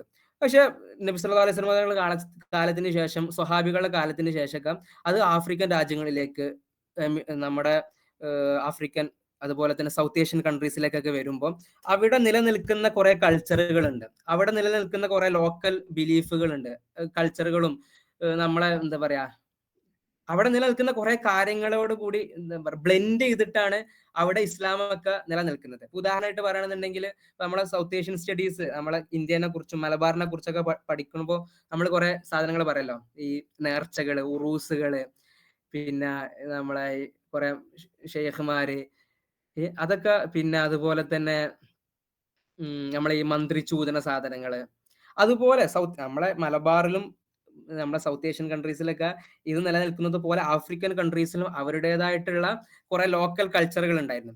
അപ്പോൾ ഇത് രണ്ടും ബ്ലെൻഡ് ചെയ്തിട്ടാണ് ഇസ്ലാം അവിടെ വളരണത്. പക്ഷെ ഇവര് പറയുന്നത്, അതായത് ഓറിയന്റലിസ്റ്റുകളും വെസ്റ്റേൺ അക്കാദമിഷ്യൻസ്മാരൊക്കെ ഇസ്ലാം എന്ന് പറഞ്ഞാൽ അത് അറേബ്യയിലെ ഇസ്ലാമാണ്, അതായത് ഇപ്പത്തെ വഹാബി അതല്ലെങ്കിൽ സലഫി ചിന്തയിലുള്ള ഇസ്ലാം ആണെന്നുള്ള കൺക്ലൂഷനിലേക്കാണ് അവർ എത്തുന്നത്. അപ്പോ എന്താ പറയാ അതിനേക്കുള്ള ആ കുറെ വാദങ്ങളെയൊക്കെ റെഫ്യൂട്ട് ചെയ്യുന്ന രീതിയിലാണ് നമ്മൾ ഈ പുസ്തകം രചിക്കപ്പെട്ടിട്ടുള്ളത്. നമുക്കറിയാം നബി സല്ലല്ലാഹു അലൈഹി വസല്ലം നബി സല്ലല്ലാഹു അലൈഹി വസല്ലം കുറെ ഹദീസുകൾ വന്നിട്ടുണ്ടല്ലോ, ഈ ലാ ഫദ്ല അല അറബിയും വല അജമിയും, അജമികൾക്ക് അറബിയേക്കാളും അറബിക്ക് അജമിയേക്കാളും, അല്ലെങ്കിൽ വെറുത്തവരെക്കാളും കറുത്തവരെക്കാളൊന്നും ഫളിലില്ല ഇല്ലാ ബിത്തഖ്വ എന്നൊരു ഹദീസ് ഉണ്ട്. അത് സ്വഹീഹായ ഹദീസാണ്. പിന്നെ ഇത്തഖദു സൗദാൻ ഫൈന സലാസത മിൻ സാദാത്തി അഹ്ലിൽ ജന്ന ലുക്മാനുൽ ഹക്കീം അൻ നജ്ജാഷി ബിലാൽ മുഅദ്ദിൻ. നമുക്കറിയാം ലുക്മാനുൽ ഹക്കീം, നജ്ജാഷി, ബിലാൽ റളിയല്ലാഹു അൻഹു, അവര് 3 പേരും കറുത്തവരായിരുന്നു. അപ്പോ ഈ കറുത്തവരെ അതല്ലെങ്കിൽ ആഫ്രിക്കൻ മുസ്ലിംസിനെ ഒരു മാർജിനലൈസ് ചെയ്യുക, അത് അതർ വൽക്കരിക്കുക, അത് നമ്മളെ മുസ്ലിംസിന്റെ ഇടയിലും ഉണ്ട്, അതിനേക്കാൾ കൂടുതലായിട്ട് ഈ വെസ്റ്റേൺ മോഡേണിസ്റ്റ് ഓറിയന്റലിസ്റ്റ് അക്കാദമിഷ്യൻസ്മാരുടെ ഇടയിലുണ്ട്. അപ്പോ നബി സല്ലല്ലാഹു അലൈഹി വസല്ലം തങ്ങൾ ഈ ഹദീസും അതുപോലെ തന്നെ ആഫ്രിക്കൻ കൺട്രീസിലുള്ള മുസ്ലിങ്ങളുടെ അവരുടെ ഒരു പ്രാക്ടിക്കൽ ഇസ്ലാമും അതൊക്കെ നമുക്ക് എന്താ പറയാ നിരീക്ഷിക്കുകയാണെന്നുണ്ടെങ്കിൽ നമ്മുടെ അറബ് മുസ്ലിം ഇസ്ലാം അതല്ലെങ്കിൽ അറേബ്യയിൽ ഇപ്പൊ നിലനിൽക്കുന്ന സലഫി വഹാബി ഇതിലുള്ള ഇസ്ലാമിനൊക്കെ എത്രയോ പ്യുവർ ആയിട്ടുള്ള ഇസ്ലാം ബാക്കി ഇസ്ലാം ഉത്ഭവിച്ച സ്ഥലത്തുള്ള ബാക്കി സ്ഥലത്തൊക്കെ കാണുന്നുണ്ട്. പക്ഷെ ആരും അക്കാദമിഷ്യൻസ്മാരും ഓറിയന്റലിസ്റ്റുകളൊന്നും അതിനൊന്നും എന്താ പറയാ മെയിൻഡ് ചെയ്യാതെ എപ്പോഴും ഒരു എന്താ പറയാ എപ്പോഴും അവഗണിക്കപ്പെടുന്ന ഒരു ഫീൽഡായിട്ട് ആഫ്രിക്കൻ ഇസ്ലാം അല്ലെങ്കിൽ ഇസ്ലാം ഇൻ ആഫ്രിക്ക മാറി. അപ്പോ ഈ ടേമിൽ തന്നെ ഒരു പ്രശ്നമുണ്ട്. ഞാൻ നേരത്തെ പറഞ്ഞ പോലെ ഈ ആഫ്രിക്കൻ ഇസ്ലാം അല്ലെങ്കിൽ ഇസ്ലാം ഇൻ ആഫ്രിക്ക അതായത് ആഫ്രിക്കയിലെ ഇസ്ലാം ഇൻ ആഫ്രിക്ക, അതായത് ഇസ്ലാം ഒരു എന്താണ്, ഒരു എക്സ്റ്റേണൽ ഫോഴ്സ് ആണ്. ഇസ്ലാം ഒരു അലയനാണ്, പുറത്തുനിന്ന് വന്നൊരു സാധനമാണ്. അപ്പൊ ആ ഒരു ഇതിലാണ് ഇസ്ലാം ഇൻ ആഫ്രിക്ക വരുന്നത്. ഓക്കെ, ഈ ആഫ്രിക്കൻ ഇസ്ലാം, ശരിക്കത്തെ ഇസ്ലാം എന്ന് പറഞ്ഞാൽ അറബ് ഇസ്ലാമാണ്. അപ്പൊ ആഫ്രിക്കൻ ഇസ്ലാം എന്ന് പറഞ്ഞാൽ ആഫ്രിക്കക്കാരുടെ കുറെ കൾച്ചറുകളും ലോക്കൽ സാധനങ്ങളൊക്കെ അടിഞ്ഞു കൂടിയിട്ടുള്ള ഇസ്ലാം, രണ്ടും കൂടി കൂടിയ ഒരു അത് ഇസ്ലാം അല്ല, അതൊരു ആഫ്രിക്കൻ ഇസ്ലാമാണ്. അങ്ങനത്തെ ഒരു കുറെ എന്താ പറയാ കൂടിക്കൊയഞ്ഞ കുറെ തെറ്റായിട്ടുള്ള കുറെ കൺസെപ്റ്റുകൾ നമ്മുടെ ഓറിയന്റലിസ്റ്റുകൾക്കിടയിലുണ്ട്. അത് അറിയാതെ നമ്മുടെ ഉള്ളിലും ഇങ്ങനെ അടഞ്ഞു കൂടിയിട്ടുണ്ട്. ആ ഒരു സമയത്താണ് ഈ റുഡോൾഫ് ടി വയറിന്റെ ഈ ഒരു പുസ്തകം അവിടെയാണ് ഈ എന്താ പറയാ നമ്മളെ ഈ പുസ്തകത്തിൽ പ്രസക്തി ഏറുന്നത്. നമുക്കറിയാം ഇന്ത്യയിലെ ലോകത്ത് 40% മുസ്ലിംസ് അധിവസിക്കുന്നത് ആഫ്രിക്കൻ കൺട്രീസിലാണ്. ഓക്കെ, അതായത് മുസ്ലിം മെജോറിറ്റി കൂടുതലുള്ള ഒരു കോണ്ടിനെന്റ് അത് ആഫ്രിക്കൻ കൺട്രിയാണ്. നമ്മളെ ഈ മിഡിൽ ഈസ്റ്റും അതല്ലെങ്കിൽ ഈ എന്താ പറയാ ഏഷ്യൻ ഉപഭൂഖണ്ഡൊന്നും അല്ല. അപ്പോൾ അതിന് നമ്മളെ പ്യൂ ഉണ്ടല്ലോ, അമേരിക്കയാണോ അതല്ല ബ്രിട്ടൻ ആണോ, അവര് ബേസ് ചെയ്തിട്ടുള്ള പ്യൂ റിപ്പോർട്ടില് ഒരു കാര്യം പറയുന്നുണ്ട്. എന്താ വെച്ചാല് മുസ്ലിംസിന്റെ മൊത്തം വേൾഡിലുള്ള 1.6 ബില്യൺ മുസ്ലിംസിന്റെ 27% ആൾക്കാര് ജീവിക്കുന്നത് ഈ എന്താ പറയാ ഈ ആഫ്രിക്കൻ കൺട്രീസിലാണ്. നമ്മുടെ സിറിയ, ജോർദാൻ, ഫലസ്തീൻ, ഈ 3 രാജ്യങ്ങളിൽ അധിവസിക്കുന്ന മുസ്ലിങ്ങളെക്കാൾ കൂടുതൽ മുസ്ലിംസ് സുഡാൻ എന്നുള്ള ഒരു രാജ്യത്തിൽ തന്നെ അധിവസിക്കുന്നുണ്ട്. പിന്നെ അറേബ്യയിലുള്ളത് 60 മില്യൺ മുസ്ലിംസ് ആണ്. പക്ഷെ നൈജീരിയ, ആഫ്രിക്കൻ കൺട്രിയായ നൈജീരിയയിൽ 75 മില്യൺ മുസ്ലിംസ് അധിവസിക്കുന്നുണ്ട്. അങ്ങനെ കുറെ എന്താ പറയാ ഇസ്ലാം എന്ന് പറഞ്ഞാൽ അത് വെറും ഒരു എന്താ പറയാ ഇസ്ലാമിന്റെ ഒരു കോസ്മോപൊളിറ്റിക്കൽ ആസ്പെക്റ്റുകൾ ആരും കാണാതെ മോഡേണിസ്റ്റ് അതല്ലെങ്കിൽ ഓറിയന്റലിസ്റ്റ് ടീമുകൾ കാണാതെ പോകുന്നുണ്ട്. അതായത് ബാക്കി ഇസ്ലാം എവിടെയാണ് ഉത്ഭവിച്ചത് അവിടെയുള്ള ഇസ്ലാമാണ് പ്യുവർ. ബാക്കിയുള്ള നമ്മളെ സൗത്ത് ഏഷ്യൻ റീജിയനിലുള്ള ഇസ്ലാം ഒക്കെ എന്ന് പറഞ്ഞാൽ അത് ഇംപ്യൂർ ആയിട്ടുള്ള ഇസ്ലാം ആണെന്നുള്ള ഒരു കൺസെപ്റ്റ് അത് ഇവർക്കൊക്കെ വന്നിട്ടുണ്ട്. അത് കുറെ കാരണങ്ങളുണ്ട്. നമുക്കറിയാം ഓറിയന്റലിസ്റ്റുകളെ കൺസെപ്റ്റുകൾ വന്നിട്ടുണ്ട്. ഈ വഹാബി, മുജാഹിദ്, സലഫി ചിന്താഗതിക്കാര് അവരുടെ കൺസെപ്റ്റുകൾ ഇതിൽ ഇൻഫ്ലുവൻസ് ചെയ്തിട്ടുണ്ടാവും. അങ്ങനെ കുറെ കാരണങ്ങൾ കൊണ്ടാണ് ഇതൊക്കെ ഇങ്ങനെ നടക്കുന്നത്. അപ്പോ അങ്ങനൊന്നും ഇല്ല. നമ്മൾ ഇസ്ലാം എന്ന് പറയുമ്പോൾ അത് ബേസിക്കലി ആഫ്രിക്കയും അതുപോലെ തന്നെ അറബ് കൺട്രീസും സൗത്ത് ഏഷ്യൻ കൺട്രീസും അങ്ങനെ എല്ലാ രാജ്യങ്ങളും കൂടിയ എല്ലാ ഉപഭൂഖണ്ഡങ്ങളും ഇസ്ലാം എവിടേക്കോ പരന്നോ അവിടെയൊക്കെ ഇസ്ലാം ഇപ്പോഴും പ്യുവറായിട്ട് നിലനിൽക്കുന്നുണ്ടുള്ള ഒരു പഠനം, അത് ഒരു എന്താ പറയാ ഒരു അങ്ങനത്തെ ഒരു വാദമാണ് നമ്മുടെ റുഡോൾഫ് ടി വയർ ഈ പുസ്തകത്തിലൂടെ ഉയർത്താൻ ശ്രമിക്കുന്നത്. അപ്പൊ നമ്മളെ ഖുറാനിക് സ്കൂളിലേക്ക് തന്നെ നമുക്ക് തിരിച്ചു വരാം. ഓക്കെ, അപ്പോ നമുക്കറിയാം ഒരു ഖുറാൻ സ്കൂള്, ഒരു ഖുറാൻ മദ്രസ ഇപ്പൊ ആഫ്രിക്കൻ ഉപഭൂഖണ്ഡങ്ങളിലൊക്കെ ഉള്ള ഖുറാൻ മദ്രസയില് ഒരു മെയിൻ ഉസ്താദ് ഉണ്ടാവും. വോയിസ് ഒക്കെ ക്ലിയർ അല്ലേ വാഫിയ? ഹലോ, നിങ്ങൾക്ക് എന്തെങ്കിലുമൊക്കെ ചോദിക്കാൻ അല്ലെങ്കിൽ ആഡിങ്സ് ഒക്കെ ഉണ്ടെങ്കിലൊക്കെ ഒന്ന് പറയണം കേട്ടോ. ഇതുവരെ പറഞ്ഞതിൽ എന്തെങ്കിലുമൊക്കെ ആഡിങ്സുകളൊക്കെ ഉണ്ടെങ്കിൽ നിങ്ങൾക്കോ ഉസ്താദിനോ വാഫിക്കോ കുട്ടികൾക്കൊക്കെ എന്തെങ്കിലും ഉണ്ടെങ്കിൽ പറയാട്ടോ. കാരണം മിദ്ലാജ് വാഫി എപ്പോഴും പറയാറുണ്ട് കുട്ടികളൊക്കെ നമ്മളെക്കാട്ടും എത്ര ഉഷാറാണ്, നമ്മളെക്കാട്ടും കൂടുതൽ പുസ്തകങ്ങളും ആർട്ടിക്കിളൊക്കെ വായിക്കുന്ന ടീമാണ്, അപ്പൊ നമ്മൾ ഓരോ മുന്നിൽ പോയാൽ ചെറുതാവണ കോലത്തിലേക്കാണെന്നൊക്കെ പറയാറുണ്ട്. അപ്പൊ നിങ്ങൾക്കൊക്കെ എന്തെങ്കിലും ആഡിങ്സുകളൊക്കെ ഉണ്ടെങ്കിൽ പറയാ. നമ്മളെ ടോക്കിലൊക്കെ എന്തെങ്കിലും തെറ്റുകളൊക്കെ വന്നിട്ടുണ്ടെങ്കിൽ നിങ്ങൾക്ക് സൂചിപ്പിക്കാം. ഓക്കെ,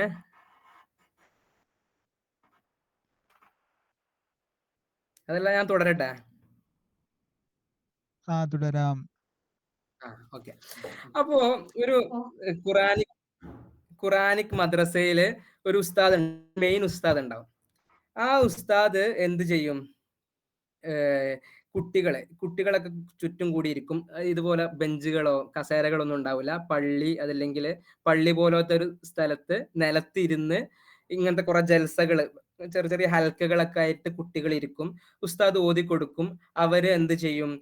ഉസ്താദ്മാർ ഓതിനനുസരിച്ച് ലൗഹുകളില് അതല്ലെങ്കിൽ ഈ വുഡൻ ടാബ്ലറ്റ്സുകളില് ഈ മുളയിൽ നിന്നുണ്ടാക്കിയ പെന്നുകള് മഷിയിൽ മുക്കിയിട്ട് ലൗഹുകളിൽ എഴുതും. അത് അവരെഴുതി കഴിഞ്ഞതിന് ശേഷം അവർ ഉസ്താദിന്റെ അടുത്ത് പോയിട്ട് എഴുതിയത് കറക്റ്റ് ചെയ്യിപ്പിക്കും ഫസ്റ്റ്. അങ്ങനെ എഴുതിയത് കറക്റ്റ് ചെയ്യിപ്പിച്ചിട്ട് അവരെന്ത് ചെയ്യും? ഉസ്താദുമാർ അത് കറക്റ്റ് ചെയ്ത് കൊടുക്കും. എന്നിട്ട് ആ എഴുതിയ സാധനം അവർ കാണാതെ പഠിക്കും. എന്നിട്ട് അത് കാണാതെ പഠിക്കാൻ വേണ്ടിയിട്ട് അവര് ഫസ്റ്റ് ഒരു വട്ടം അത് എന്താ പറയാ കാണാതെ തുടരെ ഓതിയിട്ട് അത് കാണാതെ പഠിക്കും. പിന്നെ അത് മായ്ച്ചു കളയും, വെള്ളം കൊണ്ട് മായ്ച്ചു കളയും.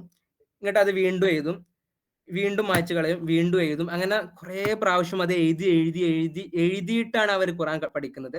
പിന്നെ ചില വെസ്റ്റേൺ ആഫ്രിക്കൻ കൺട്രീസിലൊക്കെ ഇങ്ങനെ ഒരു കൺസെപ്റ്റും കൂടി ഉണ്ട്. അതായത് ഈ ഖുറാൻ എഴുതിയിട്ട് ഈ ടാബ്ലറ്റുകളിലൊക്കെ എഴുതിയിട്ട് അത് മായ്ച്ചിട്ട് ആ വെള്ളം അവർ കുടിക്കും. നമ്മളെ ഈ എന്താ പറയാ, ഈ ഊത്തിലൊക്കെ ഉപയോഗിക്കലുണ്ടല്ലോ, നമ്മളെ ഈ പേജുകളിലൊക്കെ എന്താ ബിസ്മി അതൊക്കെ എഴുതിയിട്ട് ഫാത്തിഹ എഴുതിയിട്ട് അത് എന്താ പറയാ അത് വെള്ളത്തിലിട്ടിട്ട് വെള്ളം കുടിക്കാം. ആ ഒരു കൺസെപ്റ്റ് തന്നെ. അതായത് അവർ പഠിക്കാൻ വേണ്ടി എഴുതിയ വുഡൻ ടാബ്ലറ്റുകളിൽ വെള്ളം കൊണ്ട് മായ്ച്ചിട്ട് ആ വെള്ളം അവർ കുടിക്കുന്ന ഒരു കൺസെപ്റ്റ് നാട്ടിലുണ്ട്.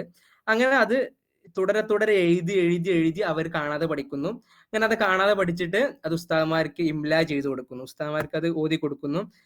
അപ്പൊ ഒപ്പം അവരെഴുതിയ ലൗഹിലുള്ള ലൗഹിൽ അവരെഴുതിയ സാധനം ഉസ്താദ് ചെക്ക് ചെയ്യും. അങ്ങനെ എന്താ പറയാ, ഒരു വെറൈറ്റി മോഡലാണ് ഇപ്പൊ ആഫ്രിക്കൻ കൺട്രീസിൽ നിലനിൽക്കുന്ന, ഇപ്പോഴെന്നല്ല ഇപ്പൊ ഈവൻ മൊറോക്കോയിൽ പോലും ഇപ്പൊ നിലനിൽക്കുന്ന ഒരു സിസ്റ്റം അങ്ങനെയാണ്. അപ്പോ ഉസ്താദുമാരെന്ന് പറഞ്ഞാൽ വെറും ഒരു എന്താ പറയാ, അവിടെ ഓരോ കൺസെപ്റ്റിൽ അത് വെറും ഒരു ടീച്ചർ, നമ്മളിപ്പോഴത്തെ മോഡേൺ ടീച്ചർ ഇതിൽ വരുന്ന ഒരാളല്ല. അത് നമ്മളെ മുർഷിദ് മുരീദ് എന്നുള്ള ഒരു കൺസെപ്റ്റ് ഉണ്ടല്ലോ ഇസ്ലാമില്. അതായത് ഉസ്താദുമാർ എന്ന് പറഞ്ഞാൽ മുർഷിദാണ്, ഇർഷാദ് നടത്തുന്നത്. അതായത് നേരായ മാർഗത്തിലേക്ക് നയിക്കുന്ന ഒരാളാണ് ഉസ്താദ്. അത് എന്താ പറയാ, ഒരു 2 മണിക്കൂർ പീരീഡിന്റെ സമയത്ത് മാത്രം പഠിപ്പിച്ച് പോകുന്ന ഒരാളല്ല, മറിച്ച് അവന്റെ ആ ഒരു സ്വന്തം മുന്നിലിരിക്കുന്ന കുട്ടി അത് സ്വന്തം മുരീദാണ്. ആ കുട്ടിയുടെ എന്താ പറയാ മെന്റലായിട്ടും അവർക്ക് ഫിസിക്കലായിട്ടൊക്കെ എന്തെങ്കിലുമൊക്കെ സഹായങ്ങളോ അതല്ലെങ്കിൽ അവരുടെ ബുദ്ധിമുട്ടുകളൊക്കെ തീർക്കാൻ, അത് നമുക്ക് വിശ്വാസപരമായിട്ടോ അല്ലെങ്കിൽ വിജ്ഞാനപരമായിട്ട് എന്തെങ്കിലുമൊക്കെ ഡൗട്ടുകളോ അവരുടെ ഒരു ഉന്നമനത്തിന് വേണ്ടി ശ്രമിക്കുന്ന, നേരായ മാർഗത്തിലേക്ക് നയിക്കുന്ന ഒരാള് എന്നുള്ള ഒരു കൺസെപ്റ്റാണ് ഇസ്ലാമിലെ മുർഷിദ് എന്നുള്ള കൺസെപ്റ്റ്. അതാണ് ഉസ്താദ് എന്നുള്ള കൺസെപ്റ്റ്. അതായത് ഉസ്താദുമാരൊക്കെ മുർഷിദിങ്ങളാണ്. അപ്പൊ ആ ഒരു ഉസ്താദിന്റെ ജീവിതവും അവർക്കൊരു പാഠപുസ്തകമാണ്. അതായത് ഉസ്താദ് രാവിലെ നീച്ച് വരുന്നു, കുട്ടികളെ പഠിപ്പിക്കുന്നു. അപ്പൊ ഉസ്താദിന്റെ എന്താ പറയാ ക്ലാസ് കുട്ടികളോടുള്ള ഡീലിങ്സ്, ഉസ്താദിന്റെ വസ്ത്രം, ഉസ്താദിന്റെ ചെരുപ്പ്, ഉസ്താദ് ഭക്ഷണം കഴിക്കുന്നത്, ഉസ്താദ് നടക്കുന്നത്, ഉസ്താദ് ബാത്റൂമിലേക്ക് പോകുന്നത്, ഉസ്താദിന്റെ എന്താ പറയാ ഖുറാനോടുള്ള ഡീലിങ്സുകള്, അങ്ങനെ ഉസ്താദിന്റെ എല്ലാം ഉസ്താദിന്റെ എന്താ പറയാ ജീവിതം മൊത്തം അവർക്ക് എന്താണ് ഒരു ബുക്ക് മോഡലാണ്. അപ്പൊ ബോഡി എന്നുള്ള ഒരു കൺസെപ്റ്റ്, അതായത് ബോഡി ആൻഡ് ദ സാക്രഡ് എന്നുള്ള ഒരു കൺസെപ്റ്റ് ഇസ്ലാമിൽ ഉണ്ട്. അപ്പൊ നിങ്ങൾക്ക് സ്കോട്ട് ഗൂളന്റെ ഒരു പുസ്തകം നിങ്ങളൊക്കെ പരിചയിച്ചിട്ടുണ്ടാവും വിചാരിക്കുന്നു. നിങ്ങൾ സ്കോട്ടിന്റെ വാഫിസ്തായൊക്കെ നിങ്ങൾ പറഞ്ഞിട്ടുണ്ടാവും. സൂഫീസ് ആൻഡ് സയൻസ് ബോഡീസ് എന്ന് പറയുന്ന ഒരു വർക്ക് മൂപ്പരുതുണ്ട്. ഷഹസാദ് ബഷീറിന്റെ സൂഫി ബോഡീസ് എന്ന് പറഞ്ഞൊരു കൺസെപ്റ്റ് ഉണ്ട്. അതുപോലെ തന്നെ കുറെ ആന്ത്രപ്പോളജിസ്റ്റുകൾ ഈ എന്താ പറയാ ഈ നോളജ് എന്നുള്ളത് പറഞ്ഞത് വെറും ഒരു നോളജ് ട്രാൻസ്മിഷൻ മാത്രമല്ല, അതൊരു എന്താ പറയാ നോളജ് ട്രാൻസ്മിഷൻ ബോഡി എന്നുള്ളൊരു കൺസെപ്റ്റ് ഈ ആന്ത്രപ്പോളജിസ്റ്റുകളായിട്ടുള്ള കൊറൈൻ ഫോർട്ടിയർ, കാതറിൻ മയോർ, അവർ ലൂയിസ് ബ്രന്നർ, മൈക്കൽ ലംബാക്ക് പോലത്തെ ആൾക്കാരൊക്കെ ഇങ്ങനത്തെ കൺസെപ്റ്റുകൾ പറയുന്നുണ്ട്. അതായത് ഇസ്ലാമില് എന്താ പറയാ ടെക്സ്റ്റുകൾ മാത്രമല്ല, ഞാൻ നേരത്തെ പറഞ്ഞ ഒരു കൺസെപ്റ്റ് പറഞ്ഞിരുന്നല്ലോ, ടെക്സ്റ്റുകൾ മാത്രമല്ല ഇസ്ലാമിലെ teaching method plus text plus body, ഉസ്താദിന്റെ ആക്ടിവിറ്റീസ്, ഉസ്താദിന്റെ സെയിങ്സ്, ഉസ്താദിന്റെ പ്രവർത്തികൾ ഒക്കെ വാക്കുകളൊക്കെ അവർക്ക് എന്താണ് ഒരു ടീച്ചിങ് മെത്തേഡ് ഓഫ് ലേണിംഗ് ആണ്. അപ്പോ നിങ്ങൾക്ക് ഒക്കെ പരിചയം ഉണ്ടാവും വിചാരിക്കുന്നു. നമ്മളെ ഈ ബോഡിനെ കുറിച്ചൊക്കെ മുസ്ലിംസിന്റെ ഇടയിൽ, ഇസ്ലാമിക് ബോഡി കൺസെപ്റ്റ് നമുക്കത് നമ്മുടെ സൗത്ത് ഏഷ്യൻ മേഖലയിൽ അതിനെക്കുറിച്ച് അറിയില്ല, ആരെങ്കിലൊക്കെ വർക്ക് ചെയ്തിട്ടുണ്ട്. പക്ഷെ നമ്മളെ ഈ മാലമൗലിദുകളെ കുറിച്ചൊക്കെ നമ്മളെ മുനീർ ഹുദവി, നമ്മളെ ഫുൾ ബ്രൈറ്റ് മുനീർ ഹുദവിന്റെ ഒരു ഒരു ഒരു ഒരു ഒരു ഒരു ആർട്ടിക്കിൾ ഉണ്ടല്ലോ നമ്മളെ റോയൽ ഏഷ്യാറ്റിക് സൊസൈറ്റിയിൽ വന്ന, ഇതിൽ നോട്ട് ചെയ്തിട്ടുണ്ട്, പോയറ്റിക്സ് ഓഫ് പയറ്റ് എന്ന് പറഞ്ഞാൽ നമ്മൾ ഈ മാലമൗലിദകളൊക്കെ ചെല്ലുമ്പോൾ അവിടെ ആ സദസ്സിൽ സന്നിഹിതരായിട്ടുള്ള ആൾക്കാരുടെ ബോഡി മൂവ്മെന്റുകൾ അതെങ്ങനെയാണ് നമ്മളൊരു ഒരു ഒരു ഒരു ഒരു ഒരു ഒരു എന്താ പറയാ കളക്റ്റീവ് റീഡിങ്സ്, അല്ലെങ്കിൽ കളക്റ്റീവ് ആയിട്ട് നമ്മുടെ മുസ്ലിംസിന്റെ ഒരു ഒരു ഒരു കമ്മ്യൂണിറ്റി ബിലോങ്ങിങ്ങിനൊക്കെ സൂചിപ്പിക്കുന്നത്, അങ്ങനെ കുറെ ഒരു എന്താ പറയാ കുറെ കൺസെപ്റ്റുകൾ ബോഡി മൂവ്മെന്റുകൾ അതുമായി ബന്ധപ്പെട്ട കുറെ പഠനങ്ങൾ വന്നിട്ടുണ്ട്. നമ്മളെ ഒരു ഒരു ഒരു ഏരിയയിൽ എനിക്ക് തോന്നുന്നു മുനീർ ഹുദവിന്റെ ഒരു ആർട്ടിക്കിൾ നിങ്ങൾക്ക് ഒരു പരിചയമുള്ള ഒരു സാധനമാണെന്ന് വിചാരിക്കുന്നു. അതുപോലെ തന്നെ എന്താ പറയാ അങ്ങനെ കുറെ സാധനങ്ങൾ ബോഡിയുമായി ബന്ധപ്പെട്ടിട്ട് ഇസ്ലാമിലുണ്ട്. അപ്പോ ആ ഖുർആനിക് മദ്രസകളിലുള്ള ഉസ്താദിന്റെ ബോഡി, ഈവൻ ഒരു സനഗാംബിയയിലെ ഒരു മദ്രസയില്, ഖുറാനിക് മദ്രസയിൽ നമ്മളെ ഓദർ റുഡോൾഫ് ഒരു പ്രാവശ്യം പോയപ്പോ അവിടെ ഒരു കുട്ടി എന്ത് ചെയ്യണമെന്ന് വെച്ചാല്, ഉസ്താദ് നമ്മളെ നാട്ടിലൊക്കെ ഉണ്ട്, പണ്ട് കാലം നമ്മളെ നാട്ടിലൊക്കെ ഉണ്ടായിരുന്നല്ലോ ഉസ്താദ്മാരെ ഭക്ഷണത്തിന്റെ ബാക്കി അതിൽ ബർക്കത്തുണ്ട് എന്ന് വിചാരിച്ചിട്ട് ഉസ്താദ്മാരെ ഭക്ഷണത്തിന്റെ ബാക്കി കഴിക്കുക, ഉസ്താദ്മാരെ ഭക്ഷണത്തിന്റെ ബാക്കിക്ക് വേണ്ടി കാത്തിരിക്കുക. അതിലെന്തോ വർക്കത്തുണ്ട്. നമ്മളെ പണ്ടത്തെ ഉസ്താദ്മാരെ വീട്ടിലേക്കൊക്കെ ചെലവിന് വിളിക്കുമ്പോ ആ ഒരു ഇതുണ്ടല്ലോ, ഉസ്താദ്മാരെ വീട്ടിലേക്ക് ചെലവിന് വിളിക്കുക, അത് നമ്മുടെ ഒരു കളക്റ്റീവ് ആയിട്ടുള്ള ഒരു റെസ്പോൺസിബിലിറ്റി ആണെന്ന് വിചാരിക്കുക. അതായത് ഉസ്താദ്മാരുടെ ഒരു വെനറേഷൻ, അത് എന്താ പറയാ ടീച്ചേഴ്സ് വെനറേഷൻ, അതൊരു വേറെ തന്നെ ഒരു കൺസെപ്റ്റ്. അത് അതിന്റെ ഒരു എന്താ പറയാ ഹയർ ലെവലാണ് ആഫ്രിക്കൻ കൺട്രീസിലുള്ളത്. ഉസ്താദ്മാർ എന്ന് പറഞ്ഞാൽ അവരെ മുന്നില് ശിഷ്യന്മാര് ഭയങ്കര എന്താ പറയാ, നമുക്കറിയാലോ ജിബ്രീൽ അലൈഹിസ്സലാം നബി തങ്ങളൊക്കെ പഠിപ്പിച്ചു കൊടുക്കുമ്പോൾ ആ ഒരു രീതിയിൽ, അതായത് എന്താ പറയാ അത്രക്കും ബഹുമാനത്തോടു കൂടി ഇങ്ങനെ വിശദീകരിക്കുന്നുണ്ട്.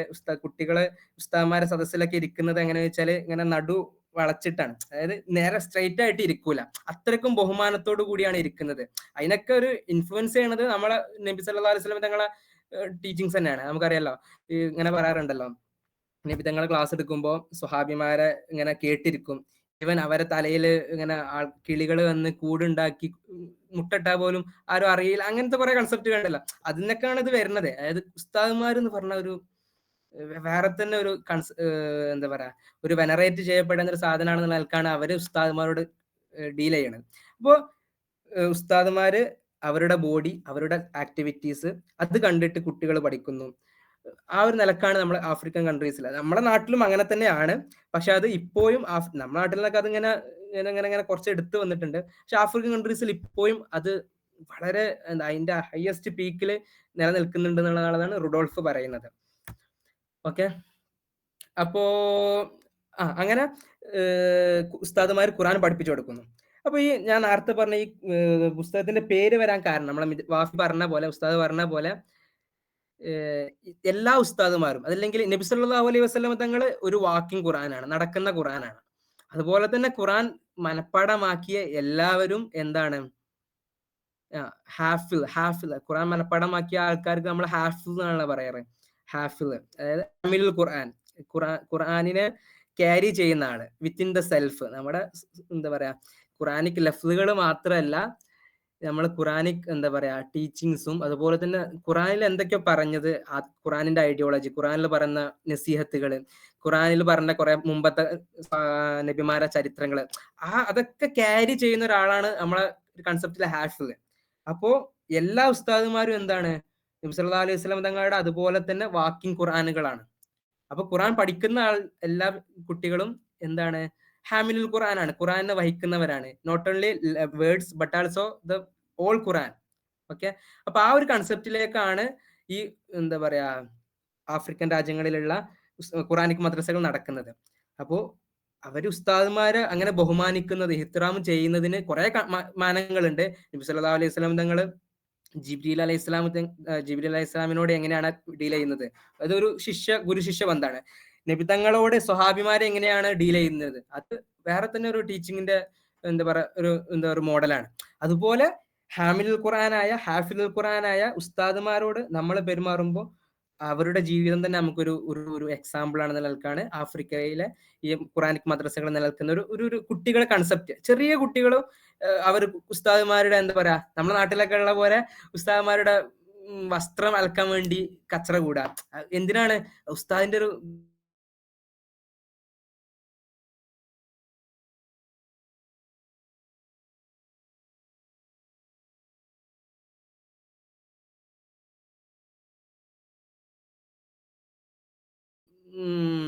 തീർക്കപ്പെടേണ്ട ഒരു സാധനം. ഓക്കെ,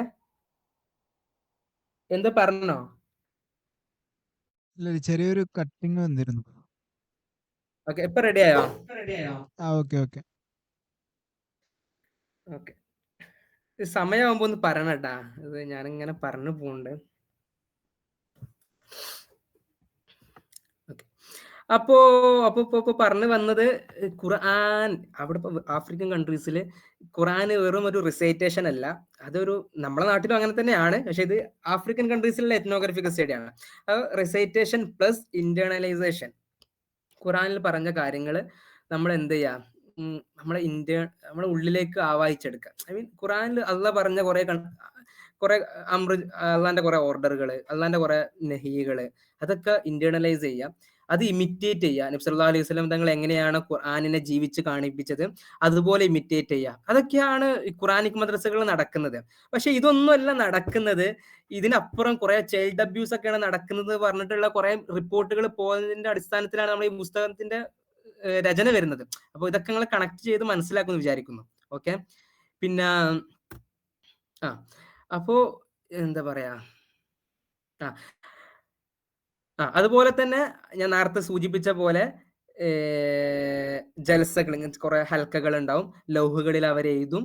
ബാമ്പു പെൻ കൊണ്ട്, അല്ലെങ്കിൽ ഇങ്ങനത്തെ ചെറിയ മുളകൾ കൊണ്ടുള്ള ഉണ്ടാക്കിയ പെന്ന് മഷിയിൽ മുക്കിയിട്ട് അവർ എഴുതും. ഇങ്ങോട്ട് അത് എഴുതി മായ്ക്കും, ഉസ്താദ് തിരുത്തും, എഴുതും, മായ്ക്കും, പിന്നെയും തിരുത്തും. അങ്ങനെ എഴുതി എഴുതി ഈവൻ ആ വെള്ളം കുടിക്കും വറക്കത്തിന് വേണ്ടിയിട്ട്. അങ്ങനത്തെ ഇങ്ങനത്തെ ഒരു കൺസെപ്റ്റിനെയാണ് അവർ ഇത്രയും ഡിമോണൈസ് ചെയ്തിട്ട് ആഫ്രിക്കൻ കൺട്രീസിൽ ഇപ്പോഴും ഖുറാനിക് എന്താ പറയാ മദ്രസകളിൽ നിലനിൽക്കുന്ന ക്രൂരതകൾ, അതല്ലെങ്കിൽ ഖുറാനിക് മദ്രസകളിൽ നിലനിൽക്കുന്ന ചൈൽഡ് അബ്യൂസുകൾ എന്നൊക്കെ പറഞ്ഞിട്ട് അവര് എന്താ പറയാ മെയിൻ സ്ട്രീം മീഡിയയിലൊക്കെ അത് പരക്കെ വിടുന്നുണ്ട്. ഉദാഹരണമായിട്ട് നമ്മളെ റുഡോൾഫ് കാണിക്കുന്ന ഒരു മോഡലാണ് ഒരു ഹെർസിഗ് എന്ന് പറഞ്ഞ ഒരു പെയിന്റർ, ഒരു സ്വിസ് പെയിന്റർ ആണ്. ഫ്രാൻസിൽ ജീവിച്ച ഒരാളാണ്. ബേസിക്കലി ഒരു സ്വിസ് പെയിന്റർ ആണ്. മൂപ്പരെ കുറെ പെയിന്റിങ്ങുകൾ നിങ്ങൾക്ക് കണ്ടാൽ മനസ്സിലാവും. ഇതിൽ ഫസ്റ്റത്തെ പെയിന്റിങ് എന്താണ്, ഒരു റമദാൻ മാസത്തില് ഇത് ഉസ്താദിന് വേണ്ടിയിട്ട് നമ്മൾ ഈ റമദാൻ മാസത്തിൽ നമ്മൾ ഉസ്താദ്മാർക്ക് പിരിവ് നടത്തല്ലോ, ഫുഡൊക്കെ കളക്ട് ചെയ്തിട്ട് ഉസ്താദ്മാർക്ക് കൊടുക്കുമല്ലോ വീട്ടിലൊക്കെ. അപ്പൊ അതിനെ കളിയാക്കിയിട്ട് മൂപ്പര് വരച്ചൊരു ചിത്രമാണ്, കണ്ടില്ലേ? വലിയൊരു തളിക, അതില് ഉസ്താദ് ഫുഡ് കഴിക്കണ്. അപ്പൊ ശിഷ്യനെ അവിടെ ഇങ്ങനെ നോക്കി നിൽക്കുക, വെള്ളവുമായി ഇങ്ങനെ കാത്തിക്ക. പിന്നെ ഇത് രണ്ടാമത്തെ ഒരു പിക്ചർ നിങ്ങൾ കണ്ടിട്ടുണ്ടാവും. ഒരു ഉസ്താദ് ചെറിയ ചെറിയ കുട്ടികളെ ഇങ്ങനെ കയ്യിലെടുത്തിട്ട് വടിയും പിടിച്ചിട്ട് ഇങ്ങനെ അടിക്കാൻ ഓങ്ങി നിൽക്കുക. അടിയിൽ നിൽക്കുന്ന കുട്ടികളൊക്കെ ഇങ്ങനെ കരയുക. നിങ്ങൾക്ക് ക്ലിയർ ആണല്ലോ അത്? ഇമേജ് ക്ലിയർ ഉണ്ടല്ലോ അല്ലെ?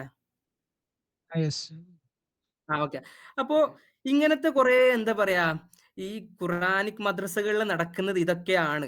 നിങ്ങൾ ഫോർത്ത് പിക്ചർ നിങ്ങൾ നോക്കിയാൽ മനസ്സിലാവും. നമ്മൾ ഈ സുന്നത്ത് കല്യാണത്തിനെ കളിയാക്കിയിട്ട് അവരുണ്ടാക്കി ഈ ഹെർസിഗ് വരച്ചൊരു ചിത്രമാണ്. രണ്ടു ഉസ്താദ് ഇങ്ങനെ കുട്ടിനെ പിടിച്ചു നിൽക്കണം, വലിയൊരു കത്രിക എടുത്തിട്ട് നേരെ വെട്ടാൻ വരുന്നു. അപ്പൊ അങ്ങനെ എന്താ വെച്ചാല് ആഫ്രിക്കയിലെ മുസ്ലിംസ് എന്ന് പറഞ്ഞാല് അവരിപ്പോഴും അപരിഷ്കൃതരാണ്. ഇസ്ലാം എന്ന് പറഞ്ഞാൽ തന്നെ അപരിഷ്കൃതമാണ്. പിന്നെ ആഫ്രിക്ക എന്ന് പറയുമ്പോൾ അത് ഡബിൾ അപരിഷ്കൃതമാണെന്ന് ഒരു എന്താ പറയാ സൊസൈറ്റിനെ ബ്രെയിൻ വാഷ് ചെയ്യിപ്പിക്കാൻ വേണ്ടിയിട്ട് ഇതുപോലത്തെ കുറെ പേസുകള്, ഇതുപോലത്തെ കുറെ റിപ്പോർട്ടുകള്, ഇതുപോലത്തെ കുറെ അക്കാദമിക് വർക്കുകള്, ഇതുപോലത്തെ കുറെ ബുക്കുകളൊക്കെ അവര് ഓറിയന്റലിസ്റ്റുകൾ പ്രൊഡ്യൂസ് ചെയ്യാണ്. അപ്പൊ അങ്ങനെ കുറെ വന്ന് ഈവൻ നമ്മുടെ തോട്ട് പ്രോസസ്സിൽ പോലും ആഫ്രിക്ക എന്ന് പറഞ്ഞാല് എന്താ പറയാ ഒരു സംതിങ് ടു ബി ഡിമണൈസ്ഡ്, അല്ലെങ്കിൽ സംതിങ് ടു ബി എന്താ പറയാ ഒരു നല്ല നെഗറ്റീവ് ഷെയ്ഡോട് കൂടി നമ്മൾ ആഫ്രിക്കൻ രാജ്യത്തെ കാണുന്നു.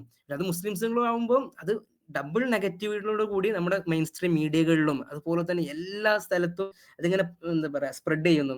അപ്പോൾ എന്താ പറയാ, ഇതൊക്കെ ഒരു ഉടച്ചു വാർക്കാൻ വേണ്ടിയിട്ടാണ് നമ്മുടെ ഓതർ ഈ പുസ്തകത്തിലൂടെ ശ്രമിക്കുന്നത്. അപ്പോ അപ്പൊ ഞാന് പറഞ്ഞു വന്നല്ലോ നമ്മൾക്ക്. ഓക്കെ, അപ്പോ ഈ 2 ഫോട്ടോസ് നിങ്ങൾക്ക് ക്ലിയർ ആണെന്ന് വിചാരിക്കുന്നു.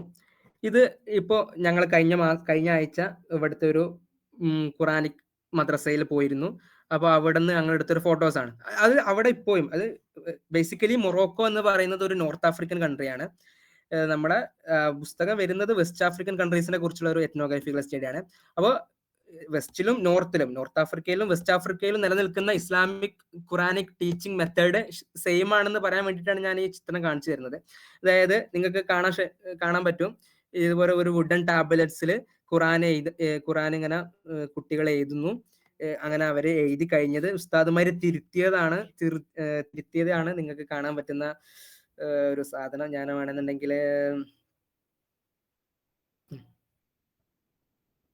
നിങ്ങൾക്ക് ഇത് കാണുന്നുണ്ടോ?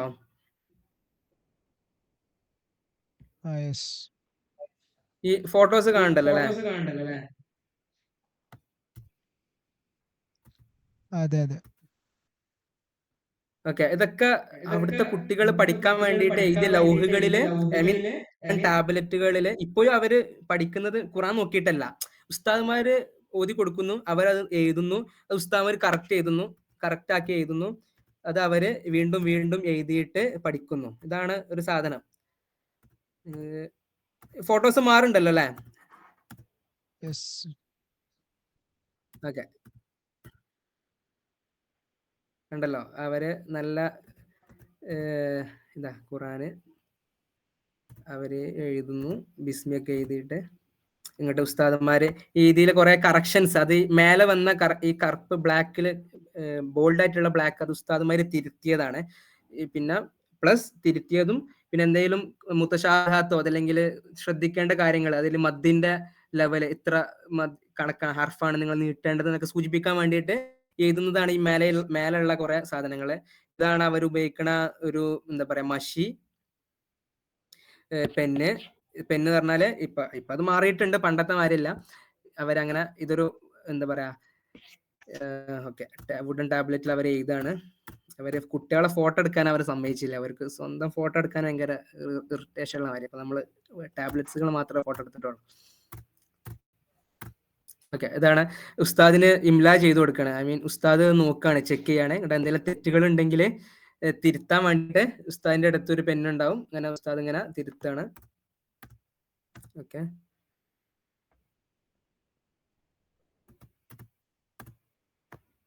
അങ്ങനെ കുറെ ഉസ്താദന്മാരുണ്ടാവും. അങ്ങനെ ഇത് നിങ്ങൾക്ക് കാണാൻ പറ്റുമായിരിക്കും.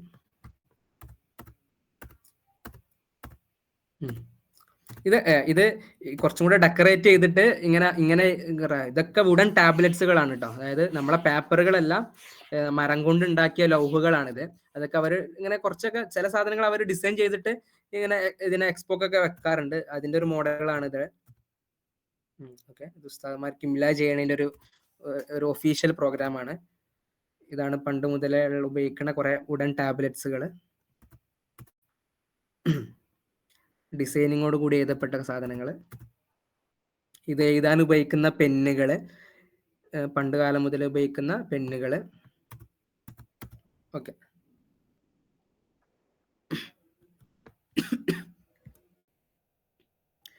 അപ്പോൾ നമുക്ക് ബാക്കി തിരിച്ചിങ്ങോട്ട് വരാം. ഇത് മൊറോക്കോയിലെ ഒരു ഖുറാൻ സ്കൂളിൽ നടക്കുന്ന സാധനമാണ്. ഇത് നമുക്ക് സുഡാന്, മൗറിത്താനിയ പോലത്തെ നാടുകളിലൊക്കെ നടക്കുന്ന ഖുറാനിക് സ്കൂളുകൾ, അവിടെയും ഞാൻ നേരത്തെ കാണിച്ച പോലെ മൊറോക്കോയിലുള്ള പോലെ തന്നെ ഈ ടാബ്ലറ്റ്സുകളിൽ അവർ കുട്ടികളെ എഴുതുന്നു. നിങ്ങൾക്കറിയാലോ, പെണ്ണുങ്ങളും ആണുങ്ങളൊക്കെ നമ്മൾ സാധാരണ മദ്രസ സിസ്റ്റം തന്നെ, പക്ഷെ അവര് ഖുറാൻ എഴുതി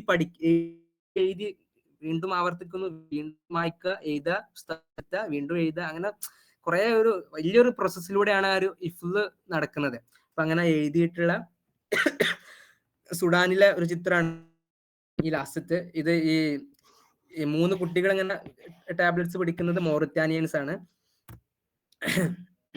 ഇത് ഒരു പണ്ടത്തെ ഒരു പിക്ചറാണ് ഉസ്താദ് എഴുതി പഠിപ്പിക്കുന്നതിന്റെ.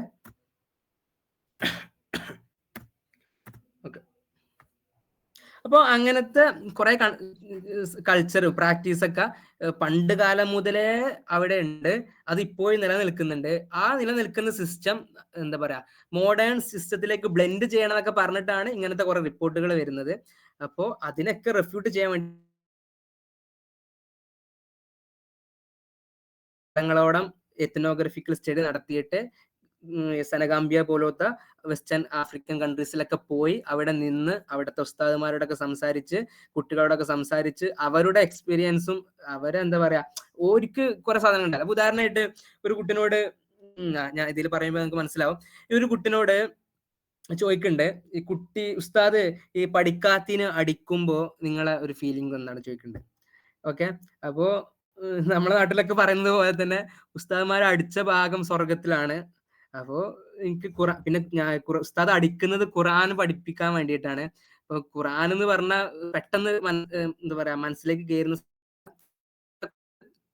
കടുകട്ടിയുള്ള സാധനമാണ്. അപ്പൊ അതിനു വേണ്ടി ഉസ്താദ് എന്ത് ചെയ്താലും എനിക്ക് പ്രശ്നമില്ല, ഉസ്താദ്മാരുടെ പണിഷ്മെന്റ് ഞാൻ രണ്ട് കൈയും നീട്ടി സ്വീകരിക്കും എന്നുള്ളൊരു കൺസെപ്റ്റാണ് അവിടുത്തെ കുട്ടികൾക്കുള്ളത്.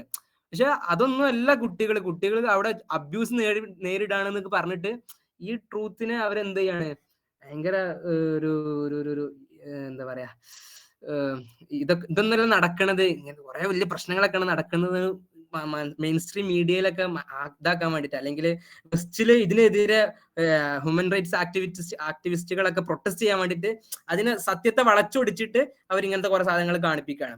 ഉദാഹരണമായിട്ട് ഞാൻ നേരത്തെ പറഞ്ഞ കുറെ സിസ്റ്റങ്ങൾ പറഞ്ഞല്ലോ. ഈ പ്രധാനമായിട്ടും ഈ വെസ്റ്റേൺ ആക്ടിവിസ്റ്റുകൾ അല്ലെങ്കിൽ ഓറിയന്റലിസ്റ്റ് ആക്ടിവിസ്റ്റുകൾ പ്രധാനമായിട്ടും എതിർക്കുന്ന കുറച്ച് സാധനങ്ങളുണ്ട്. അത് നമ്മളെ ഓദർ ഇങ്ങനെ ഓരോ സൈഡ് ഹെഡിങ് ആയിട്ട് ചാപ്റ്ററുകളിൽ പറയുന്നുണ്ട്. അപ്പൊ പ്രധാനമായിട്ടുള്ള ഒരു കൺസെപ്റ്റ് പറഞ്ഞാല് ഈ സെനഗാംബിയ പോലത്തെ വെസ്റ്റ് ആഫ്രിക്കൻ കൺട്രീസിൽ നിലനിൽക്കുന്ന ഒരു കൺസെപ്റ്റാണ് ഈ എൽവാൻ എന്ന് പറഞ്ഞൊരു കൺസെപ്റ്റ്. എൽവാൻ, ഓക്കെ, എൽവാൻ എന്ന് പറഞ്ഞാല് നമ്മളെ നാട്ടിലുള്ള ഈ ഹദിയ, പിരിവ്, ഭിക്ഷ പോലത്തെ സാധനങ്ങൾ. അതായത് ആ ഇപ്പൊ സെനഗാംബിയയിലെ ഒരു മദ്രസയിൽ ഖുറാനിക് സ്കൂളില് ഖുറാനിക് മദ്രസയിൽ മൂപ്പര് പോയപ്പോ കുട്ടികളൊക്കെ ഇങ്ങനെ പ്ലേറ്റും പിടിച്ചിട്ട് ഇങ്ങനെ ഓരോ വീടുകളിൽ നടക്കുന്നുണ്ട്. അപ്പൊ എന്തിനാണ് അന്വേഷിച്ചപ്പോ പറഞ്ഞത്, ഇത് ഞങ്ങൾക്ക് കഴിക്കാനുള്ള ഫുഡാണ്, അത് ആൾക്കാരോട് ചോദിക്കാണ്, പ്ലസ് ഉസ്താദിനുള്ള ഫുഡ് ഞങ്ങൾ കളക്ട് ചെയ്യാണ്. അതായത് നമ്മുടെ നാട്ടിൽ ഇപ്പൊ ഈ നമ്മുടെ നാട്ടിലൊക്കെ ഉള്ള മലപ്പുറം മലബാറിലൊക്കെ നിലനിൽക്കുന്ന ഈ ഉസ്താദുമാർക്ക് ചെലവ് കൊടുക്കുന്ന സംഭവം ഉണ്ടല്ലോ, അതിന്റെ ഒരു പഴയ ഒരു മോഡല്. അപ്പൊ ഇത് ഇവര് ഈ എൽവ എന്നുള്ള കൺസെപ്റ്റ് ഈ വെസ്റ്റേൺ ആക്ടിവിസ്റ്റുകൾ അവരിവിടെ എന്താ പറയാ അത് പോർട്രേ ചെയ്യണത് എന്താ വെച്ചാല് അതൊരു അതല്ലെങ്കിൽ കുട്ടികളെ കൊണ്ട് ഭിക്ഷാടനം നടത്തിപ്പിക്കുന്നു, കുട്ടികളെ കൊണ്ട് യാചന നടത്തിപ്പിക്കുന്നു, അത് ചൈൽഡ് അബ്യൂസ് ആണെന്നുള്ള നിലക്കാണ് അത് ചിത്രീകരിക്കുന്നത്. നമ്മുടെ നാട്ടിലിപ്പോ ഉദാഹരണമായിട്ട് ക്യാമ്പസിന്റെ കലണ്ടറോ അതല്ലെങ്കിൽ മാഗസിനൊക്കെ നമ്മള് പിരിവ് നടത്തിയൊക്കെ നമ്മൾ ഇങ്ങനെ വീടുകളിലൊക്കെ കറങ്ങി നടക്കല്ലോ.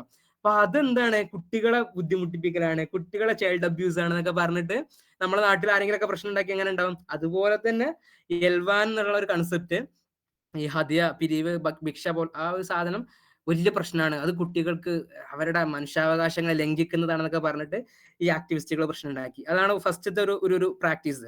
രണ്ടാമത്തെ ഒരു പ്രാക്ടീസ് ആണ് ഈ യോർ എന്ന് പറഞ്ഞ ഒരു പ്രാക്ടീസ്. അതായത് ഞാൻ നേരത്തെ പറഞ്ഞ പോലെ കുട്ടികളെ കയ്യിലൊക്കെ എന്തായിരിക്കും, ഈ ലൗഹുകളായിരിക്കും. ഈ ഖുർആന് എൻ്റെ അടുത്ത് ഈ ഹിഫ്ള് പഠിക്കായിരിക്കും, കയ്യിൽ ഖുർആനൊന്നും ഉണ്ടാവില്ല. എന്താ പറയാ നമ്മൾ പഠിക്കുന്ന ഒരു സാധനം നമ്മളെ കയ്യിൽ പൊസസ് ചെയ്യുക, അത് എങ്ങനെയാ ഒരു ലൗഹായിട്ട് പൊസസ് ചെയ്യുക. അതായത് ഈ ഓർ എന്ന് പറഞ്ഞാൽ നമ്മൾ ലൗഹ് കയ്യിൽ വെക്കണേനാണ് പറയാം. അത് എന്താണ് ഇവർ ഈ വെസ്റ്റേൺ ആക്ടിവിസ്റ്റുകൾ പറയണത് എന്താ വെച്ചാല്, ഇപ്പൊ പേന, അതുപോലെ പേപ്പർ, നോട്ട് ബുക്കുകള്, അങ്ങനത്തെ കുറെ എന്താ പറയാ മോഡേൺ ടൂളുകൾ നമ്മളെ എന്താ പറയാ ക്ലാസ് റൂമിൽ ഉപയോഗിക്കാൻ പറ്റും. അതൊന്നും കുട്ടികൾക്ക് കൊടുക്കാതെ ഇവരിപ്പോഴും ലൗഹുകള്, ഉടൻ ടാബ്ലറ്റ്സുകൾ സപ്ലൈ ചെയ്യാണ്. അത് കുട്ടികളുടെ ഒരു മനുഷ്യാവകാശ ലംഘനമാണെന്നൊക്കെ പറഞ്ഞിട്ട് അത് പ്രശ്നമാക്കാം. പിന്നെ ഒരു മൂന്നാമത്തെ ഒരു പ്രാക്ടീസ് ആണ് യാർ എന്ന് പറഞ്ഞൊരു കൺസെപ്റ്റ് ഈ സെനഗാംബിയയിലുള്ള. അതായത് കുട്ടികളെ അടിക്കുക. നമുക്കൊക്കെ നമ്മളെ സ്ഥാപനങ്ങളിലൊക്കെ ഉള്ള പോലെ കുട്ടികൾ പഠിച്ചില്ലെങ്കിൽ കുട്ടികളെ അടിക്കുക, അവരെ ശിക്ഷിക്കുക, വടി ഉപയോഗിച്ചോ എന്തെങ്കിലുമൊക്കെ അടിക്കുക. അത് എന്താ പറയാ ഇപ്പൊ നമ്മുടെ നാട്ടിലൊക്കെ അത് വലിയ പ്രശ്നമായിട്ടുണ്ട്. പക്ഷെ നമ്മളെ റുഡോൾഫ്, നമ്മളെ ഓദർ ഇങ്ങനത്തെ ഈ കുട്ടികളെ ഈ അടി വാങ്ങപ്പെടുന്ന കുട്ടികളെ മാത്രമേ മൂപ്പര് നേരിട്ട് പോയി കണ്ട് ഇന്റർവ്യൂ ചെയ്യുന്നുണ്ട്. അപ്പൊ ഞാൻ നേരത്തെ പറഞ്ഞ പോലെ കുട്ടികളുടെ റെസ്പോൺസ് ഇതാണ്. ഖുറാൻ പഠിക്കാൻ വേണ്ടിയിട്ടാണല്ലോ ഉസ്താദ് അടിക്കുന്നത്, എനിക്കൊക്കെ പ്രശ്നമില്ല. അതല്ലെങ്കിൽ ഖുറാൻ ഉസ്താദ് അടിച്ച ഭാഗം സ്വർഗത്തിലാണ് ഒരു ഇതുണ്ടല്ലോ, അതുകൊണ്ട് എനിക്ക് ആ പ്രശ്നമില്ല. അങ്ങനെയൊക്കെയാണ് കുട്ടികൾ അതിനെടുക്കുന്നത്. പക്ഷെ അത് പാരന്റ്സോ അതല്ലെങ്കിൽ ഇപ്പോഴത്തെ ആക്ടിവിസ്റ്റുകളൊക്കെ അത് എടുക്കുന്നത് കുട്ടികളുടെ മേലുള്ള ഒരു അബ്യൂസ് ആയിട്ടാണ്. അപ്പോ ഇത് മൂന്നാമത്തെ ഈ ഒരു പ്രാക്ടീസ് ആണ് ഖുറാൻ സ്കൂളിൽ നടക്കുന്ന ഒരു പ്രാക്ടീസ്. അതാണ് അവര് കൂടുതലായിട്ട് എന്താ പറയാ പ്രശ്നവൽക്കരിക്കുന്ന ഒരു മൂന്നാമത്തെ പ്രാക്ടീസ്. നാലാമത്തെ ഒരു പ്രാക്ടീസ് ആണ് ഈ വെനറേഷൻ ഓഫ് മാസ്റ്റേഴ്സ്. അത് ഉസ്താമാരോട് നമുക്ക് എന്താ പറയാ വെറും ഒരു ടീച്ചർ സ്റ്റുഡന്റ് ബന്ധമല്ല, ഒരു ഉസ്താദ് എന്ന് പറഞ്ഞാൽ നേരത്തെ പറഞ്ഞ പോലെ നമ്മുടെ നബി എങ്ങനെയാണോ ജിബ്രീൽ അലൈഹി സ്വലാമിനോട് ഡീൽ ചെയ്തത്, സ്വഹാബികൾ എങ്ങനെയാണോ റസൂലിനോട് ഡീൽ ചെയ്തത്, അതുപോലെ ഉസ്താദുമാർ എന്ന് പറഞ്ഞ ഒരു സംതിങ് ടു ബി റെസ്പെക്റ്റഡ്, അങ്ങനെ ഒരു കൺസെപ്റ്റ്. അതായത് ഉസ്താദ്മാർ എന്ന് പറഞ്ഞാൽ ടീച്ചേഴ്സ് എന്ന് പറഞ്ഞാൽ അങ്ങനത്തെ ഒരു, നമ്മുടെ ടീച്ചർ എന്ന് പറയുമ്പോൾ തന്നെ ഒരു എന്താ പറയാ ഒരു ബഹുമാനമൊക്കെ പോകുന്ന രീതിയിലേക്കുള്ള ഒരു ഇതാണ് മൂപ്പര് പറയുന്നത്. അതായത് ഉസ്താദ് എന്ന് പറഞ്ഞ ഒരു മുർഷിദാണ്. അപ്പൊ മുർഷിദിനോട് നമുക്ക് ഹുബ് ഉണ്ടാവും. അപ്പൊ ആ ഹുബിന്റെ പുറത്ത് നമ്മൾ എന്ത് ചെയ്യും, ഉസ്താദിന് ഹിദ്മത്ത് എടുക്കും. ഉദാഹരണമായിട്ട് ഉസ്താദിന് വേണ്ടി എന്താ പറയാ വെള്ളം കൊണ്ടുവരാ, ഉസ്താദിന് വേണ്ടി ഫുഡ് കൊണ്ടുവരാ, ഉസ്താദിന്റെ വസ്ത്രം അലക്കി കൊടുക്കാം, അതൊക്കെ പിന്നെ ഹദിയകൾ കൊടുക്കുക, ഉസ്താദിന് എന്തെങ്കിലുമൊക്കെ ഹദിയ കൊടുക്കുക. ഇതൊക്കെ നമ്മുടെ ഇടയിലുള്ള ഒരു എന്താ പറയാ ഒരു നോർമൽ ആയിട്ടുള്ള കൾച്ചറാണ്.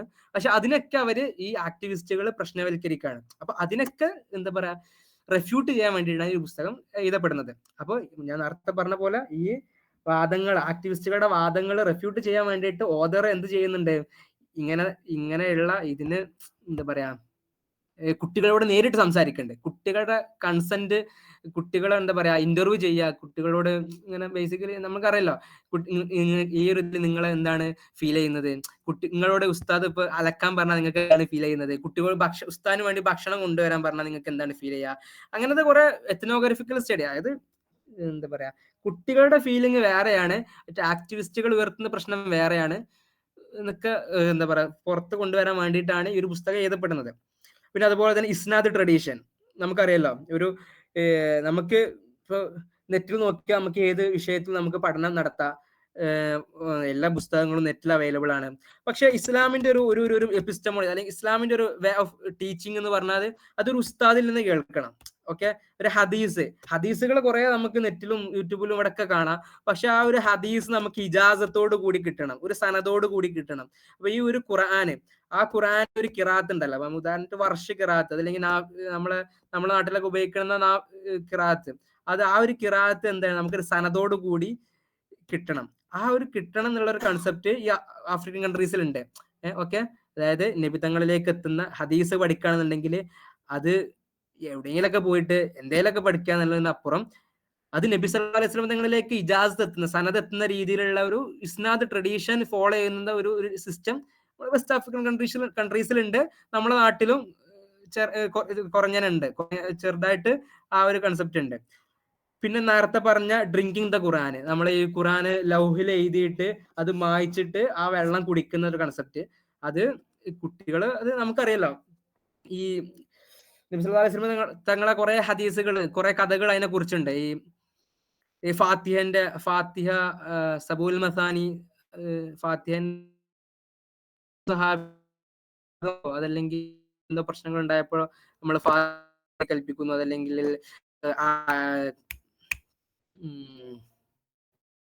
ഉറുക്ക്, ഏതൊരു സ്വഹാബിന്റെ കുട്ടിന്റെ എന്താ പറയാ കഴുത്തിലൊരു ഉറുക്ക് ഉണ്ടായിരുന്നു, നബി സല്ലല്ലാഹു അലൈഹി വസല്ലം തങ്ങൾ അങ്ങനെ പറഞ്ഞിരുന്നു. അങ്ങനെ കുറെ സാധനങ്ങളുണ്ട്. അതായത് ഖുർആൻ എന്ന് പറഞ്ഞത് അള്ളാന്റെ കലാമാണ്. അള്ളാന്റെ കലാം നമ്മൾ എന്താ പറയാ അത് നമ്മുടെ ഉള്ളിലേക്ക് എത്താനുള്ള അതൊരു ബ്ലെസ്ഡ് സാധനമാണ്, ഒരു ബറക്കത്ത് കിട്ടാനുള്ള ഒരു സാധനമാണ്. അപ്പോ അതിനു വേണ്ടിയിട്ട് നമ്മൾ ഇതുപോലത്തെ ഈ തലിസ്മാത്ത് സാധനങ്ങൾ നമ്മൾ ഉപയോഗിക്കാറുണ്ടല്ലോ, അല്ലെ, ഈ എന്താ പറയാ അതിനെ കുറിച്ചൊക്കെ കുറെ പഠനങ്ങൾ നടത്തിയിട്ടുണ്ട്. നമ്മളെ ഒരു ഉദവി തന്നെ എനിക്ക് തോന്നുന്നത് സ്വാലി ന്യൂയോർക്ക് യൂണിവേഴ്സിറ്റിയിലെന്ന് തോന്നുന്നത്, ഈ ഉറുക്ക് നമ്മളെ പാത്രങ്ങൾ, അതിലൊക്കെ നമ്മൾ ഖുറാനിക് ഇത് ഇൻസ്ക്രൈബ് ചെയ്ത കുറെ പാത്രങ്ങളിൽ വെള്ളം പാർന്നിട്ട് അത് കുടിക്കുക. അതല്ലെങ്കിൽ നമ്മൾ കുറെ തങ്ങന്മാരൊക്കെ എടുത്തു പോയാൽ കുറെ ആയത്തുകളൊക്കെ എഴുതി തരും, എടാ അത് വെള്ളത്തിലിട്ട് കുടിക്കുക. അതിനെ കുറിച്ച് കുറെ പഠനങ്ങൾ നടന്നിട്ടുണ്ടല്ലോ.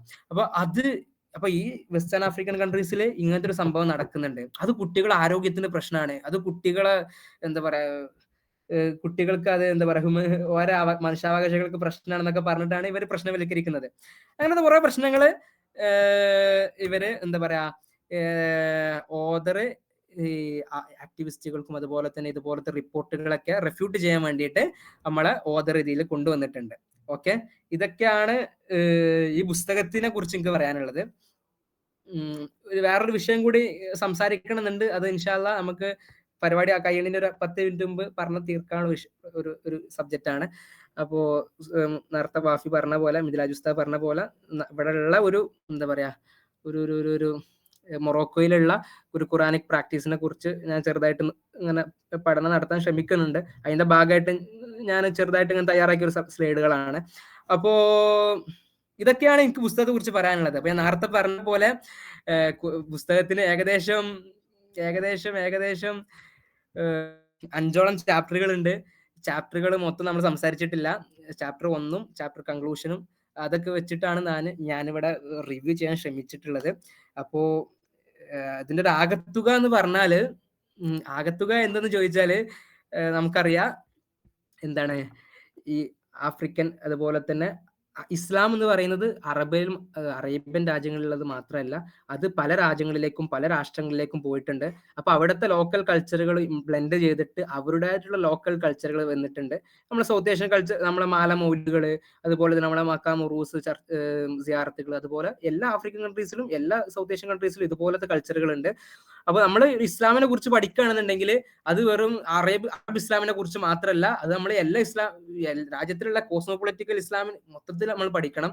അത് എന്താണ് ഒരു ഒരു ഒരു ഒരു നമുക്ക് നേരത്തെ പറഞ്ഞ പോലെ ഈ മുസ്ലിംസിനെ കുറിച്ച് പഠിക്കുമ്പോൾ ഒരു ആഫ്രിക്കയെ ബേസിക്കലി അവര് ഇഗ്നോർ ചെയ്യും. പിന്നെ ആഫ്രിക്കൻ മുസ്ലിംസ് ആണെന്നുണ്ടെങ്കിൽ വല്ലാതെ ഇഗ്നോർ ചെയ്യും. അതിന്റെ ഒക്കെ ഒരു ബാക്കി പത്രമാണ് ഇതുപോലത്തെ റിപ്പോർട്ടുകൾ.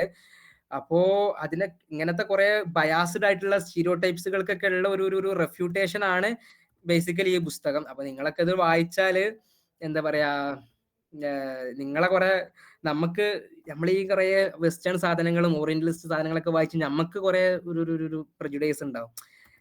അതിനൊക്കെ തിരുത്താനും പിന്നെ പ്യുവർ ഇസ്ലാം ഏതാണ്, അതല്ലെങ്കിൽ അതിനൊക്കെ കുറിച്ച് ഒരു ഡെപ്ത് കിട്ടാൻ വേണ്ടിയിട്ട് നിങ്ങൾക്ക് ഈ ഒരു പുസ്തകം ഉപകാരപ്പെടും എന്നാണ് മനസ്സിലാകുന്നത്.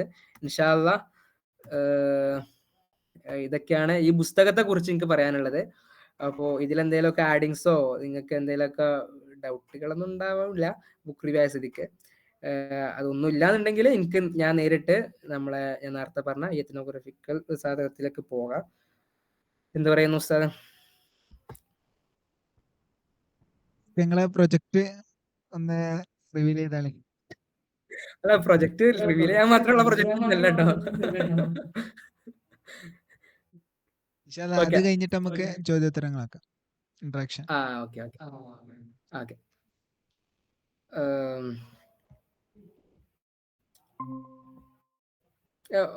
സ്ലൈഡ് കാണുന്നുണ്ടല്ലോ അല്ലേ?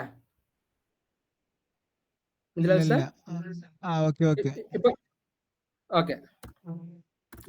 അപ്പൊ ഞാനിപ്പോ ഇതുവരെ പറഞ്ഞു വന്നത് എന്താന്ന് ചോദിച്ചാല്, ആഫ്രിക്കൻ കൺട്രീസ് എന്ന് പറയുമ്പോൾ നമ്മുടെ ഉള്ളിൽ ഉണ്ടാകുന്ന കുറെ എന്തുണ്ട്, നമ്മൾ വായിച്ച, നമ്മൾ കണ്ട, നമ്മൾ റീൽസുകളിൽ ഇതിലൊക്കെ കണ്ട കുറെ ബയാസ് സാധനങ്ങളുണ്ട്. അതൊക്കെ പൊളിച്ചു മാറ്റേണ്ട കുറെ സമയമായിട്ടുണ്ട്. ഇപ്പൊ നമുക്ക് ഈ സുഡാനിലും അതുപോലെ തന്നെ ഈ ബുർക്കിന ഫാസോ അതുപോലെ കുറെ സ്ഥലത്തൊക്കെ ഇങ്ങനത്തെ കുറെ പ്രശ്നങ്ങളൊക്കെ നടക്കുമ്പോൾ നമ്മൾ കേൾക്കുക ഈ വെസ്റ്റേൺ മീഡിയ റിപ്പോർട്ട് ചെയ്യുന്ന വാർത്തകളായിരിക്കും, BBC റിപ്പോർട്ട് ചെയ്യുന്ന വാർത്തകളായിരിക്കും. അതൊക്കെ അവരുടെ കുറെ എന്താ പറയാ ഹെജിമണിന്ന് വന്ന, അല്ലെങ്കിൽ അവരുടെ കുറെ ബയാസ്ഡ് ആയിട്ടുള്ള ചിന്തകളിൽ നിന്ന് വന്ന കുറെ സാധനങ്ങളായിരിക്കും. അതൊക്കെ നമ്മള് ശരിക്കും പറഞ്ഞാൽ നമ്മളെ തോട്ട് പ്രോസസ് തന്നെ അവർ കൈയടക്കിയ സാധനമാണ്. അതായത് കൊളോണിയലിസം എന്ന് പറഞ്ഞാൽ വെറും ഒരു ജിയോഗ്രഫിക്കൽ കൊളോണിയലിസം മാത്രമല്ല, നമ്മളെ എന്താ പറയാ മെന്റലായിട്ടും നമ്മളെ ഈ കൾച്ചറൽ എംപീരിയലിസം എന്നൊക്കെ പറയല്ലോ, കൊളോണിയലിസം. നമ്മളെ എല്ലാ സാധനങ്ങളും വെസ്റ്റേൺ കണ്ണോട് കൂടി കാണാനുള്ള ഒരു ത്വര, അത് നമ്മളെ എന്താ പറയാ സ്വഭാവത്തിൽ അലിഞ്ഞു ചേർന്നിട്ടുണ്ട്. അപ്പൊ അതിനൊക്കെ പുറമെ ഈ ആഫ്രിക്കൻ കൺട്രീസിലുള്ള ഇസ്ലാം എന്ന് പറഞ്ഞാല് അത് എത്രത്തോളം ബ്യൂട്ടിഫുൾ ആണ്, എത്രത്തോളം പ്യുവർ ആണെന്നുള്ളത് നമുക്ക് അത് അനുഭവിക്കുമ്പോൾ മനസ്സിലാവും. ഇപ്പോ എന്താ പറയാ, ഞാൻ കഴിഞ്ഞ 8-9 മാസത്തോളമായിട്ട് ഇവിടെ മൊറോക്കോയിലാണ്. അപ്പോ മൊറോക്കോ എന്ന് പറഞ്ഞാൽ നോർത്ത് ആഫ്രിക്കൻ കൺട്രിയാണ്. സ്പെയിന്, ഫ്രാൻസ്, അതിനോടൊക്കെ അടുത്ത് കിടക്കുന്ന ഒരു കൺട്രി ആണല്ലോ. അപ്പോൾ കൺട്രിയാണ് ബേസിക്കലി. അപ്പോൾ ആഫ്രിക്കൻ കൺട്രീസോ നമ്മള് നാട്ടിലൊക്കെ ഇങ്ങനെ മൊറോക്കോ പോകണമെന്നുണ്ടെങ്കിൽ ഫസ്റ്റ് ചോദിക്കുക വേൾഡ് കപ്പ് കിട്ടിയ മൊറോക്കോ അല്ലേ, പിന്നെ ചോദിക്കുക അത് എവിടെയാണ് ചോദിക്കുക. നമ്മള് നമ്മക്ക് തന്നെ ഒരു മടി, എന്താ പറയാ, ആഫ്രിക്കൻ രാജ്യത്ത് ആഫ്രിക്കക്കോ എന്നൊക്കെ ചോദിക്കും. അപ്പോൾ ആഫ്രിക്ക എന്ന് പറഞ്ഞാൽ അത് സംതിങ്, എന്താ പറയാ, to be neglected, something to be ignored പറഞ്ഞ സാധനമായിട്ട് നമ്മുടെ കൺസെപ്റ്റിൽ. അപ്പോൾ അതൊക്കെ മാറ്റി തിരുത്തപ്പെടേണ്ട കുറെ കാലം അതിക്രമിച്ചിട്ടുണ്ട്. അപ്പോൾ അതിന്റെ ഒരു ഭാഗമായിട്ട് ഞാൻ മൊറോക്കോ വന്നപ്പോൾ ഇങ്ങനെ നമ്മളെ ചുറ്റുപാടിനെ കുറിച്ചൊക്കെ അറിയാൻ വേണ്ടി ശ്രമിച്ചപ്പോൾ കണ്ട ഒരു റീഡിങ് പ്രാക്ടീസ്, അതായത് ഖിറാ അൽ ജമാഇയ ഒരു കൺസെപ്റ്റ്. നമുക്കറിയാം ഖുറാൻ എന്ന് പറഞ്ഞാൽ ഇസ്ലാമിന്റെ കോറാണ്. ഖുറാന്, ഹദീസ് സാധനങ്ങളാണ് നമ്മൾ ഇസ്ലാമിന്റെ കോർ സാധനങ്ങൾ. ഖുറാനിലെ അത് ടീച്ചിങ്, നമുക്ക് ഖുറാൻ അർത്ഥം അറിയാത്തവർക്കും ഖുറാൻ ഓതിയാൽ അത് ഒരു ബറക്കത്ത് കിട്ടും അല്ലെ. ഒരു വേർഡ് ഓതിയാൽ 10 വേർഡ് ഓതിയ കൂലി കിട്ടും. അങ്ങനെ കുറെ, എന്താ പറയാ, ബറക്കത്തുമായി ബന്ധപ്പെട്ട കൺസെപ്റ്റുകൾ ഖുറാനിലുണ്ട്. ഇനി അത് ഖുറാൻ അർത്ഥം മനസ്സിലാക്കി ഓതിയാൽ അതിലേറെ ഫളീലത്ത് കിട്ടും. ഇപ്പൊ മൊറോക്കോ എന്ന് പറഞ്ഞാൽ ഒരു ആഫ്രിക്കൻ കൺട്രി ആണെന്നുണ്ടെങ്കിലും അവര് അറബി, അവരുടെ സംസാര ഭാഷ അറബിയാണ്. അറബി, പിന്നെ അവരുടെ ലോക്കൽ കൊളോക്കിയൽ ഭാഷയായിട്ടുള്ള ദരിജ എന്ന സംസാരമുണ്ട്, അമാസി, അത് ലോക്കൽ സാധനം. നമ്മള് എന്താ പറയാ, മലയാളം എന്നൊക്കെ പറഞ്ഞ പോലെ ബേസിക്കലി അവർ അറബിയിൽ ഫ്ലുവന്റ് ആണ്, പ്ലസ് ഫ്രഞ്ച്. അപ്പൊ അവർക്ക് എന്ന് പറഞ്ഞാൽ ഇസ്ലാമിക് സാധനം. അപ്പൊ ഖുറാൻ എന്നൊക്കെ പറഞ്ഞാൽ അർത്ഥം അറിഞ്ഞ് മനസ്സിലാക്കി ഓതാൻ പറ്റുന്ന സാധനമാണ്. ഇപ്പൊ ഞാൻ നേരെ വിഷയത്തിലേക്ക് കിടക്കാം. ഈ ഒരു ഖിറാ അൽ ജമാഇയ എന്ന് പറയുന്ന സാധനം മൊറോക്കോയിൽ നിലനിൽക്കുന്ന ഒരു പ്രാക്ടീസ് ആണ്. അതായത് ഒരു ദിവസം 2 പ്രാവശ്യം ഖുറാനിൽ മൊത്തം 30 ജുസ്, അതായത് 60 ഹിസ്ബ്.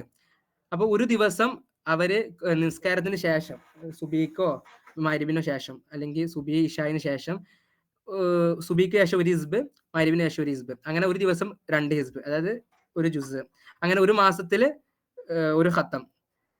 അങ്ങനെ പള്ളികളില് അവര് കളക്റ്റീവായിട്ട് ഓതുക. നമ്മുടെ നാട്ടിലുള്ള പോലെ ഓരോരുത്തർ ഓരോ മൂലക്കിൽ പോയിരുന്ന് ഓതുന്ന സിസ്റ്റം അല്ല. പള്ളിയിലെ ഇമാമ് ഇതിന് നേതൃത്വം നൽകും. നാട്ടിലെ ആൾക്കാര്, യുവാക്കളാണെന്നുണ്ടെങ്കിലും വയസ്സന്മാരും കുട്ടികളൊക്കെ ഇതിനൊപ്പം വന്നിരുന്ന് ഓതും. ചില ആൾക്കാരെ കാണാതെ ഓതും. ഹാഫിളീങ്ങളായ ഇമാമുമാരാണ് ഇതിന് നേതൃത്വം കൊടുക്കുക. അങ്ങനെ ഒരു എന്താ പറയാ, ഒരു ഖിറാ അൽ ജമാഇയ കൺസെപ്റ്റ്, എല്ലാവരും കൂടി ഒപ്പം ഓതുക. അതൊരു, എന്താ പറയാ, നമ്മളെ ഒരു കമ്മ്യൂണിറ്റി ബിലോങ്ങിങ്സ് അല്ലെ. നമുക്കറിയാം ഈ മാല മൗലൂദുകളൊക്കെ നമ്മൾ എല്ലാവരും കൂടി ഒപ്പം ഇരുന്ന് ഒറ്റക്ക് ഓതുന്നതും എല്ലാവരും കൂടി ഒപ്പം ഓതി സൗണ്ടിൽ ഓതുന്നതും അത് വേറെ തന്നെ ഒരു ഫീലിംഗ് ആണ്. അതൊരു മെറ്റാഫിസിക്കൽ സാധനമാണ്, നമുക്ക് പറഞ്ഞറിയിക്കാൻ പറ്റൂല. അത് എന്താ പറയാ, നമ്മുടെ അള്ളാഹിനോടും നമ്മളെ സൂഫി ആൾക്കാരോടൊക്കെ ഉള്ള ഒരു കണക്ഷൻ ഉണ്ടാക്കാനും എല്ലാവരും കൂടെ ശബ്ദത്തില് ഓതാ. ഉദാഹരണം നമ്മൾ ഷാദിലി റാത്തീബിലൊക്കെ നമുക്കറിയല്ലോ, ഇങ്ങനെ എന്താ പറയാ, കൈയൊക്കെ പൊന്തിച്ചിട്ട് ഉള്ള ഒരു റാത്തീബ് മോഡല്. കുത്തുബിയത്താണെങ്കിലും കുത്തറാത്തീബ് ആണെങ്കിലും ഇത് വേറെ മോഡലായി. അപ്പൊ അത് എല്ലാവരും കൂടി ഇരുന്നിട്ട് ഖുറാൻ ഓതാം. അപ്പോ എന്താ പറയാ, നമുക്കറിയാം മൊറോക്കോ, അൾജീരിയ, മൗറത്താനിയ പോലത്തെ രാജ്യങ്ങളിലൊക്കെ നിലനിൽക്കുന്ന ഒരു സിസ്റ്റമാണ് ഈ കളക്റ്റീവ് റീഡിംഗ് പ്രാക്ടീസ്. അപ്പോ അത് എന്താ പറയാ, സംഭവം എന്താ വെച്ചാല് ഫസ്റ്റ് ഇതിനെ കുറിച്ചൊരു കിതാബുണ്ട്. ഓക്കെ, ഇത് നബി സ്വഹാബിമാരോ നബി സല്ലല്ലാഹു അലൈഹി വസല്ലം തങ്ങളോ ഇത് പ്രാക്ടീസ് ചെയ്യുന്നതിനുള്ള തെളിവ് നമ്മൾ ഇതുവരെ കണ്ടിട്ടില്ല. അങ്ങനെയല്ല, ചില ആൾക്കാരൊക്കെ അതിനെ എതിർക്കും, അത് നബി ചെയ്തിട്ടില്ല, സ്വഹാബിമാർ ചെയ്തിട്ടില്ല എന്ന് പറഞ്ഞിട്ട്. പക്ഷെ നമ്മൾ ഈ ഖിറാ അൽ ജമാഇയ വൽ ഹിസ്ബുർ റാത്തിബ് ഫി സൂസ് എന്ന് പറഞ്ഞ ഒരു പുസ്തകത്തില് നമുക്ക് ഇതിനെ കുറിച്ച് ഈ കളക്റ്റീവ് റീഡിംഗ് ഓഫ് ഖുറാൻ, ഖിറാ അൽ ജമാഇയ അതിന്റെ ഒരു ബേസ് കിടക്കുന്നത് എവിടെയാന്ന് ചോദിച്ചാല്, നബി സല്ലല്ലാഹു അലൈഹി വസല്ലം തങ്ങളുടെ ഹദീസ് ഉണ്ടല്ലോ, മജ്തമാ ഖൗമുൻ ഫീ ബൈത്തിൻ മിൻ ബുയൂത്തില്ലാഹി യത്ലൂന കിതാബല്ലാഹി വയതദാറസൂനഹു ഫീമാ ബൈനഹും ഇല്ലാ നസലത് അലൈഹിമുസ് സക്കീന വഗശിയതുഹുമുർ റഹ്മ വഹഫത്തുഹുൽ മലായിക വദക്കറഹുല്ലാഹു ഫീമൻ ഇൻദഹു. അതായത് ആരെങ്കിലും ഒരു പള്ളിയിൽ അല്ലാഹു സുബ്ഹാനഹു വ തആലയുടെ ഒരു വീട്ടില് എല്ലാരും കൂടി ഇരുന്ന് ഓതുന്നു, അവർ ഖുർആൻ ഓതുന്നു, പരസ്പരം ഖുർആൻ പഠിപ്പിക്കുന്നു. അങ്ങനെയൊക്കെ ചെയ്താല് അള്ളാഹിന്റെ സക്കീനത്ത്, അള്ളാഹിന്റെ ഒരു സക്കീനത്ത്, ഒരു പീസ് അത് അവിടെ ഇറങ്ങും. അള്ളാഹിന്റെ റഹ്മത്ത് അവരെ പൊതിയും, അള്ളാഹിന്റെ മലായിക്കത്ത് അവരെ മൂടും. അപ്പൊ അള്ളാഹു സുബ്ഹാനഹു വ തആല ആകാശത്തുനിന്ന് മലായിക്കത്തിനോടൊക്കെ പറയും, ആൾക്കാർ ഇങ്ങനെ കൂതുണ്ട്. അങ്ങനെ അവർക്ക് കുറെ ഫളീലത്ത് കിട്ടുന്നതിനെ കുറിച്ച് നബി സല്ലല്ലാഹു അലൈഹി വസല്ലം തങ്ങൾ ഒരു ഹദീസ് ഉണ്ട്. ഹദീസ്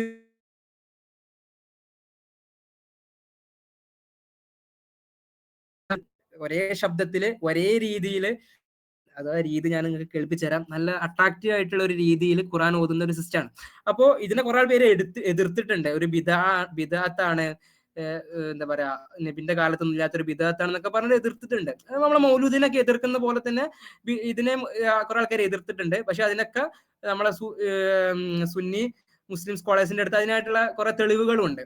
ഓക്കെ, നമ്മൾ അബൂദർദ നമുക്കറിയാം, ഉമർ ഇബ്നു അബ്ദുൽ അസീസിന്റെ കാലത്ത്, സോറി, ഉമർ ഇബ്നു അബ്ദുൽ അസീസിന്റെ കാലത്ത് ആഫ്രിക്കൻ രാജ്യങ്ങളിലൊക്കെ ഇസ്ലാം എത്തുന്നു. അപ്പൊ അതേ സമയം തന്നെ അവിടേക്കൊക്കെ ഖുർആൻ പഠിപ്പിക്കാൻ വേണ്ടിയിട്ട് കുറെ സ്വഹാബിമാരെ വിടുന്നുണ്ട്, കിബാറു സ്വഹാബിങ്ങളെ വിടുന്നുണ്ട്.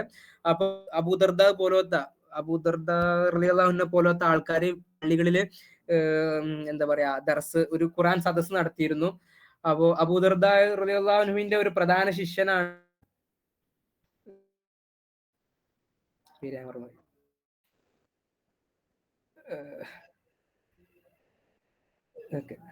അബൂദർദ റളിയല്ലാഹുവിന്റെ ഒരു പ്രധാന ശിഷ്യനാണ് ഇബ്നു ആമിർ ഷാമി എന്ന് പറഞ്ഞ ഒരു ഷാമിലെ ഒരു പ്രധാന പണ്ഡിതന്. മൂപ്പര് ശിഷ്യനായ ഇസ്മായിൽ ഇബ്നു ഉബൈദുള്ള ഒരു ആളാണ് ആഫ്രിക്കയിലേക്ക് എന്താ പറയാ ഇതിന്റെ ഡ്യൂട്ടി ഏൽപ്പിക്കപ്പെടുന്നത്. മൂപ്പര് ഇവിടെ വന്നിട്ട് ഇത് എന്താ പറയാ ഇങ്ങനത്തെ കൾച്ചർ സ്റ്റാർട്ട് ചെയ്തു. അപ്പൊ പണ്ട് കാലം മുതലേ ഈ ഒരു കൾച്ചർ ഉണ്ട്. അന്ന് കാലം മുതലേ ഇതിനെതിരെ ആൾക്കാർ വന്നിട്ടുണ്ട്.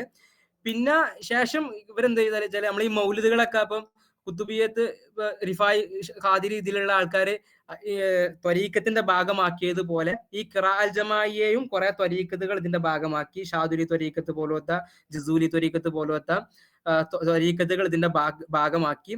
അപ്പോ പള്ളികളിലും ഇതിന്റെ ഒരു കളക്റ്റീവ് റീഡിംഗ് ഉണ്ടാവും. സൂഫിമാരെ സാവിയകൾ ഉണ്ട് അവിടെ മൊറോക്കോയിലൊക്കെ, എല്ലായിടത്തും കാണുന്ന ഒരു സാധനമാണ് സൂഫി സാവിയകൾ. സൂഫിമാരൊക്കെ പണ്ട് കാലം മുതലേ ചെറിയൊരു സ്രാമ്പി പള്ളി പോലെ ഒരു സാധനം, നമ്മളെ തക്കിയകളൊക്കെ പറഞ്ഞ പോലെ സാധനങ്ങൾ. അപ്പൊ അവിടെയും ഇതിന്റെ ഖിറാജമായി ഉണ്ടാവും. ഈവൻ ഞങ്ങളെ സ്ഥാപനത്തിൽ പോലും ക്ലാസ് തുടങ്ങുന്നത് ഈ ഒരു ഖിറാൽ ജമായി വെച്ചിട്ടാണ്. അപ്പോ പല ത്വരീക്കത്തുകൾക്കും പല കൺസെപ്റ്റുകൾ ഉണ്ട്. അതായത് ഒരു ദിവസം 2 ഹിസ്ബ് തീർക്കണം, 3 ഹിസ്ബ് തീർക്കണം, 4 ഹിസ്ബ് തീർക്കണം, ഒരു മാസം കൊണ്ട് എന്താ പറയാ ഒരു ഖത്തം തീർക്കണം. ചിലപ്പോ അത് എന്താ പറയാ അതിലേറെ കൂടാം. ചില നമസ്കാര സമയം അതിന് വ്യത്യാസങ്ങൾ ഉണ്ടാവും ത്വരീക്കത്തുകൾക്ക് അനുസരിച്ച്. എന്തൊക്കെ പറഞ്ഞാലും ഇത് ത്വരീക്കത്തുകൾ അതിനെ ഏറ്റെടുത്തോടു കൂടി അത് ലോക്കൽ മുസ്ലിംസിന്റെ മൊറോക്കോയിലെ ലോക്കൽ മുസ്ലിംസിന്റെ ഒരു ലൈഫിന്റെ ഭാഗമായി. അങ്ങനെ കുറെ കാലങ്ങൾക്ക് ശേഷം ഇപ്പൊ ഫ്രഞ്ച്, സ്പാനിഷ് അധിനിവേശമൊക്കെ നടന്നു.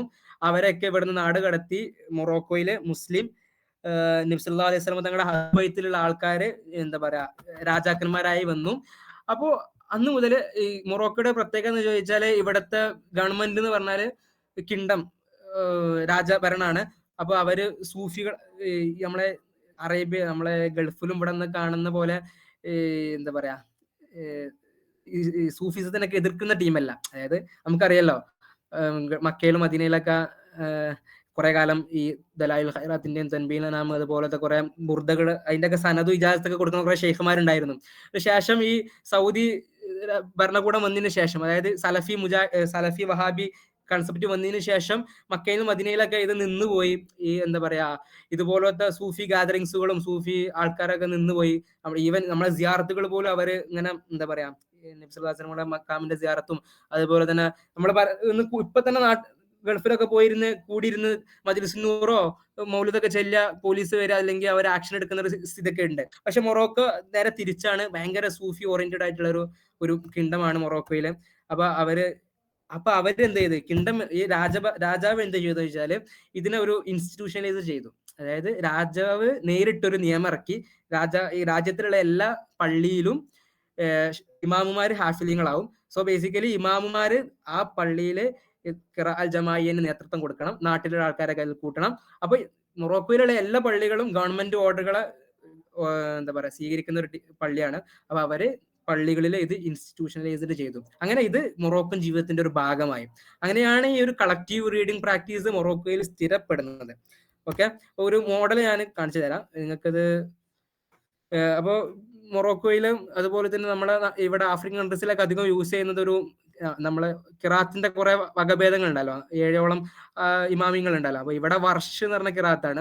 അപ്പൊ അത് എല്ലാവരും ഒരേ രീതിയിൽ ഒരേ ഈണത്തില് ഇങ്ങനെ തുടരെ ഓതുന്നു. ഈവൻ ഞങ്ങളെ ഇവിടുത്തെ ഒരു ഉസ്താദ് പറഞ്ഞ എന്ന് ചോദിച്ചാൽ എന്താ വെച്ചാല്, ഇങ്ങനെ കൊല്ലങ്ങളോളം പള്ളിയില് ഖിറാഅൽ ജമായിൽ പങ്കെടുത്ത ഒരാള്, അയാളൊരു കണ്ണ് കാണാത്ത ഒരാളായിരുന്നു. മൂപ്പര് പങ്കെടുത്ത് ഏകദേശം 30-40 വർഷം മുടങ്ങാതെ പള്ളിയിൽ പോയി ഈ ഇതിൽ പങ്കെടുത്ത ഒരാള് ഓട്ടോമാറ്റിക്കലി എന്താ പറയാ, ഖുർആൻ ഹാഫിളായി എന്ന് പറഞ്ഞ രീതിയിലേക്ക് എത്തി. അതായത് എല്ലാവരും ഇരുന്ന് ഒരേ രീതിയിൽ ഒരേ ഈണത്തിൽ ഖുർആൻ ഇങ്ങനെ ഓതിക്കൊണ്ടേ ഇരിക്കാണ്. അപ്പൊ എങ്ങനെ ദിവസം ഇത് ഓതും, അങ്ങനെ ഓതി വർഷങ്ങളോളം ഓതി ഇതൊരു ഹിഫ്ളിന്റെ ഒരു ഭാഗമായിട്ട്, അതായത് ആൾക്കാരുടെ കയ്യിൽ ഒരു എന്താ പറയാ, ഖുർആന്റെ ആശയങ്ങളും ഖുർആന്റെ ആയത്തുകളൊക്കെ ഊട്ടിയുറപ്പിക്കാനുള്ള ഒരു മാർഗമായിട്ട് ഇത് മാറി. ഓക്കെ, ഞാനൊരു വീഡിയോ ആണ് പ്ലേ ചെയ്യിപ്പിക്കുക അതിന്റെ ഒരു മോഡൽ കാണിക്കാൻ.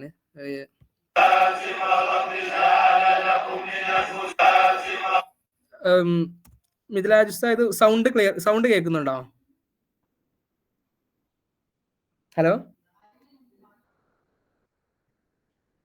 ഹലോ സൗണ്ട് കേൾക്കുന്നുണ്ട്. ഞാൻ ഓക്കെ. ഓക്കെ,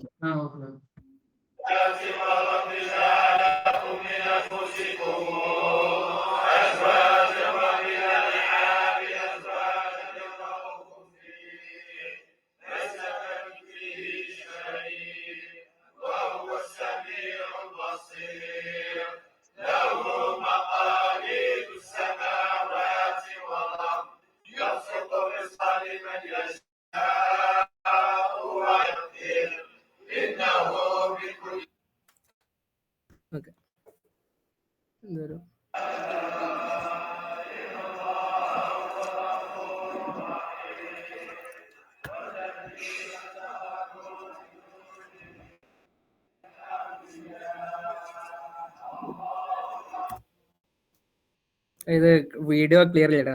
നമ്മളെ ഫോണിൽ എടുത്തുള്ള ഒരു പ്രശ്നമാണ്. അതായത് നിങ്ങൾക്ക് വേണമെന്നുണ്ടെങ്കിൽ ഞാനൊരു വീഡിയോ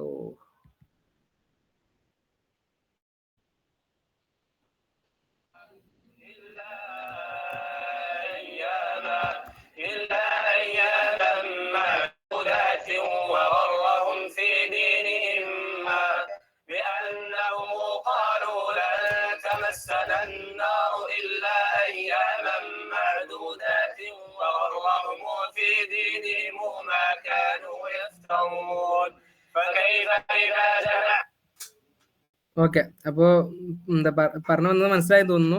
അപ്പോ ഇങ്ങനത്തെ ഒരു ഒരു ഒരു ഒരു ഒരു എന്താ പറയാ പ്രാക്ടീസ് മൊറോക്കോയിൽ. അപ്പോ ഇതിന് കുറെ മെറിറ്റ്, നേരത്തെ പറഞ്ഞ പോലെ ഒരു കമ്മ്യൂണിറ്റി ബിലോങ്ങിങ്സ്, പിന്നെ അതുപോലെ തന്നെ ഖുറാന് എപ്പോഴും ലിവിങ് ആണെന്ന്, സമൂഹത്തിന്റെ ഇടയിൽ ഖുറാൻ എപ്പോഴും ലിവിങ് ആണ്. പിന്നെ ഖുറാൻ ആശയങ്ങൾ എപ്പോഴും ലിവിങ് ആണ്. അത് നമുക്കറിയാലോ, ഖുറാൻ ഓതിയാലുള്ള ഫദീലത്തുകൾ എപ്പോഴും സമൂഹത്തിലേക്ക് ഇങ്ങനെ സംക്രമണം ചെയ്യപ്പെടുന്നു. അപ്പൊ അങ്ങനെ കുറെ മെറിറ്റ്സുകൾ ഉള്ള ഒരു പ്രാക്ടീസ് ആണിത്. അപ്പോ അങ്ങനത്തെ ഒരു ഇത് ഇവർക്കിടയിലുണ്ട്. അപ്പോ ഇതിനെ കുറിച്ച് കുറെ പഠനങ്ങളൊന്നും വന്നിട്ടില്ല, കൂടുതൽ പഠനങ്ങളൊന്നും വന്നിട്ടില്ല. ഞാൻ നേരത്തെ പറഞ്ഞ ഈ ഒരു കിതാബിലാണ്, ഖിറാഅൽ ജമായി എന്നുള്ള കിതാബില് ഇത് എങ്ങനെയാണ് സ്റ്റാർട്ട് ചെയ്തത്, നമ്മളെ ഇസ്ലാമിക് പെർസ്പെക്റ്റീവ് ഇങ്ങനെയൊക്കെയാണെന്ന് പറയുന്ന ഒരു കിതാബാണ് ഇത്. ഒരു അനീസ് ഫരീജി എന്ന് പറഞ്ഞ ഒരു മൊറോക്കൻ സ്കോളർ ഉണ്ട്. മൂപ്പര് ഫ്രാൻസിലാണ് പഠിച്ചത്. ഫ്രാൻസിലാണ് എന്താ പറയാ, ഫ്രാൻസിലെ ഏതൊരു യൂണിവേഴ്സിറ്റിയിൽ നിന്ന് എത്തനോ മ്യൂസിക്കോളജി പറഞ്ഞ ഒരു ഫീൽഡ് ഉണ്ടല്ലോ, എത്തനോ മ്യൂസിക് പ്ലസ് ബേസ് വെച്ചിട്ട് ഈ ഖുർആനിന്റെ ഹിസ്ബിനെ പഠിച്ചു. അതായത് ഞാൻ നേരത്തെ പറഞ്ഞ പോലെ ഇവർ ഓതുന്ന ഒരു രീതിയുണ്ട്, അതൊരു മ്യൂസിക്കൽ രീതിയാണ്. ഈ മൊറോക്കോ നേരത്തെ പറഞ്ഞ പോലെ ഒരു സ്പെയിൻ അന്തലൂസിയൻ മുസ്ലിംസിന്റെ ഇൻഫ്ലുവൻസ് ഉള്ള ഒരു സ്ഥലമാണ്. അപ്പോ അന്തലൂസിയൻ ഇസ്ലാമിന്റെ ഒരു ഹെറിറ്റേജും അന്നത്തെ കൾച്ചറും, നമ്മളെ ചാൾസ് ഹിഷ്കിന്ദനൊക്കെ വായിച്ചവർക്ക് അത് മനസ്സിലാവുമെന്ന് വിചാരിക്കുന്നു. ഫീലിംഗ് ഓഫ് ഹിസ്റ്ററിയിൽ ഹിഷ്കിന്ദ വിശദീകരിക്കുന്നുണ്ട്. ഹിഷ്കിന്ദിന്റെ വേറൊരു രചന ഉണ്ടല്ലോ, നമ്മളെ ഈ കാസറ്റ്, ഇതിലൊക്കെ നമ്മളെ ഇസ്ലാം സെർമൻസ്, അത് കാസറ്റുമായി ബന്ധപ്പെട്ട ഒരു പഠനം കൂടി ഉണ്ടല്ലോ ഹിഷ്കിന്ദിന്റെ. അപ്പൊ അന്തലൂസിയൻ സ്പെയിൻ എന്ന് പറഞ്ഞാല് ഈ മ്യൂസിക് പ്ലസ് ഖുറാന് മ്യൂസിക്കൽ സാധനമായിട്ട് ഒരു എന്താ പറയാ, അവർ പൊട്ടേജ് ചെയ്യുന്ന ഒരു സാധനമാണ്. അതായത് ഖുറാന്റെ നമ്മളിപ്പോ സരിഗമ പദനീസ എന്നുള്ള ഒരു ഖുറാനിക് ടോണ്, ആ ഒരു ടോണിൽ ഇവർക്കൊരു ആ ഒരു ടോണിലാണ് ഖുറാൻ പാരായണം ചെയ്യപ്പെടുക. അപ്പോൾ ചില സമയത്ത് ഏറ്റ വ്യത്യാസങ്ങൾ ഉണ്ടാവും, സൗണ്ടിൽ വ്യത്യാസങ്ങൾ ഉണ്ടാവും, ചില സമയത്ത് ഭയങ്കരമായിട്ട് മ്യൂസിക്കലായിട്ടുള്ള സാധനങ്ങളായിരിക്കും.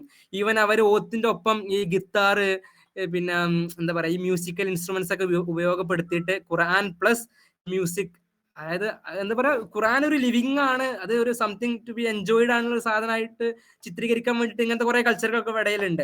അപ്പോ ഈ ഹിസ്ബ് ഓത്ത്, ഈ ഖിറാ അൽ ജമാഇയ്യ, അതിന് ഒരു shouting the Quran, exuberance and playfulness in the ഹസ്ബാത്ത്, the collective recitation in Morocco എന്ന് പറഞ്ഞ ആ ഒരു ടൈറ്റില് നമ്മൾ നേരത്തെ പറഞ്ഞ സ്കോളർ എത്തിനോ മ്യൂസിക്കോളജി ഫോറം റുട്ട്ലെഡ്ജിന്റെ ഒരു ജേണലില് ഇതിനെ കുറിച്ച് വിശദമായിട്ട് ഒരു ആർട്ടിക്കിൾ എഴുതിയിട്ടുണ്ട്.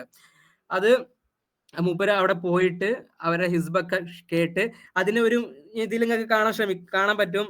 എന്താ പറയാ, നമ്മളെ ഈ മ്യൂസിക്കൽ സിംഫണി ഉണ്ടല്ലോ, അതായത് നമ്മളെ ഈ പാട്ടുകളിലൊക്കെ ഉപയോഗപ്പെടുത്തുന്ന ഒരു മ്യൂസിക്കൽ സിംഫണി, അത് എങ്ങനെയാണ് ഖുർആനുമായി മെർജ് ചെയ്തിട്ട് ഇവർ യൂസ് ചെയ്യുന്നത്.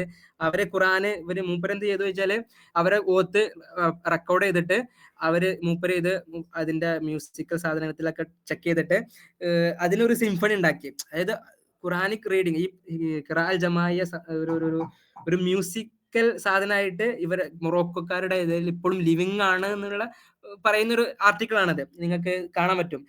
വലക്കത് കതബ്ന ഫീ സബൂർ എന്നുള്ളത് മൂപ്പര് ചിത്രീകരിച്ചത് ഈ മ്യൂസിക്കിന്റെ കുറെ സിംഫണികളൊക്കെ ഉപയോഗിച്ചിട്ട് ചിത്രീകരിച്ചിട്ടുണ്ട്. അപ്പൊ ഞാൻ ഈ ആർട്ടിക്കിൾ വേണമെന്നുണ്ടെങ്കിൽ, നിങ്ങൾക്ക് താല്പര്യം ഉണ്ടെന്നുണ്ടെങ്കിൽ ഞാൻ മിദ്ലാജ് ഉസ്താദിന് ഷെയർ ചെയ്യാം ഇൻഷാ അല്ലാ. അപ്പോൾ ഇതുപോലത്തെ കുറെ എന്താ പറയാ പഠനങ്ങൾ ഇനിയും വരേണ്ടതുണ്ട് ഇൻഷാ അല്ലാ. നമ്മളെ നാട്ടിലൊക്കെ ഈവൻ ഞങ്ങളെ മൊറോക്കോയില് ഞങ്ങളെ ചുറ്റുപാടുള്ള ഞങ്ങളെ റമദാനില് ഓരോ ദിവസം ഓരോ പള്ളികളിലാവും. അപ്പൊ അവിടെയൊക്കെ ഇങ്ങനത്തെ കുറെ ഖിറാഅൽ അപ്പൊ അവർക്കൊക്കെ കുറെ അനുഭവങ്ങൾ പറയാനുണ്ട്. അപ്പൊ അതൊക്കെ വെച്ചിട്ട് ഇൻഷാ അല്ലാ ഒരു എന്താ പറയുക, ഈ ഇൻഡിപെൻഡന്റ് പ്രൊജക്റ്റ് ആയിട്ടാണ് ഞാൻ ഇത് ചെയ്യണം. അല്ലാതെ ആരും ഫണ്ട് ചെയ്യണ പ്രൊജക്റ്റ് ഒന്നല്ല. നമ്മള് ഇവിടെ നിൽക്കുമ്പോൾ പഠിക്കാൻ ആൾക്കാണ് അതിനെ കുറിച്ച് പഠിക്കുന്നത്. അപ്പോ ഇതാണ് ഇപ്പൊ ഒരു ഖിറാഅൽ ജമാഇനെ കുറിച്ചുള്ള സാധനം. അതായത് ഖുർആൻ അവര് നമുക്ക് വർഷങ്ങൾക്ക് മുന്നേ ഇറങ്ങിയ ഖുർആന് സമൂഹത്തിനിടയിൽ ഇപ്പോഴും ലിവിങ് ആണ്.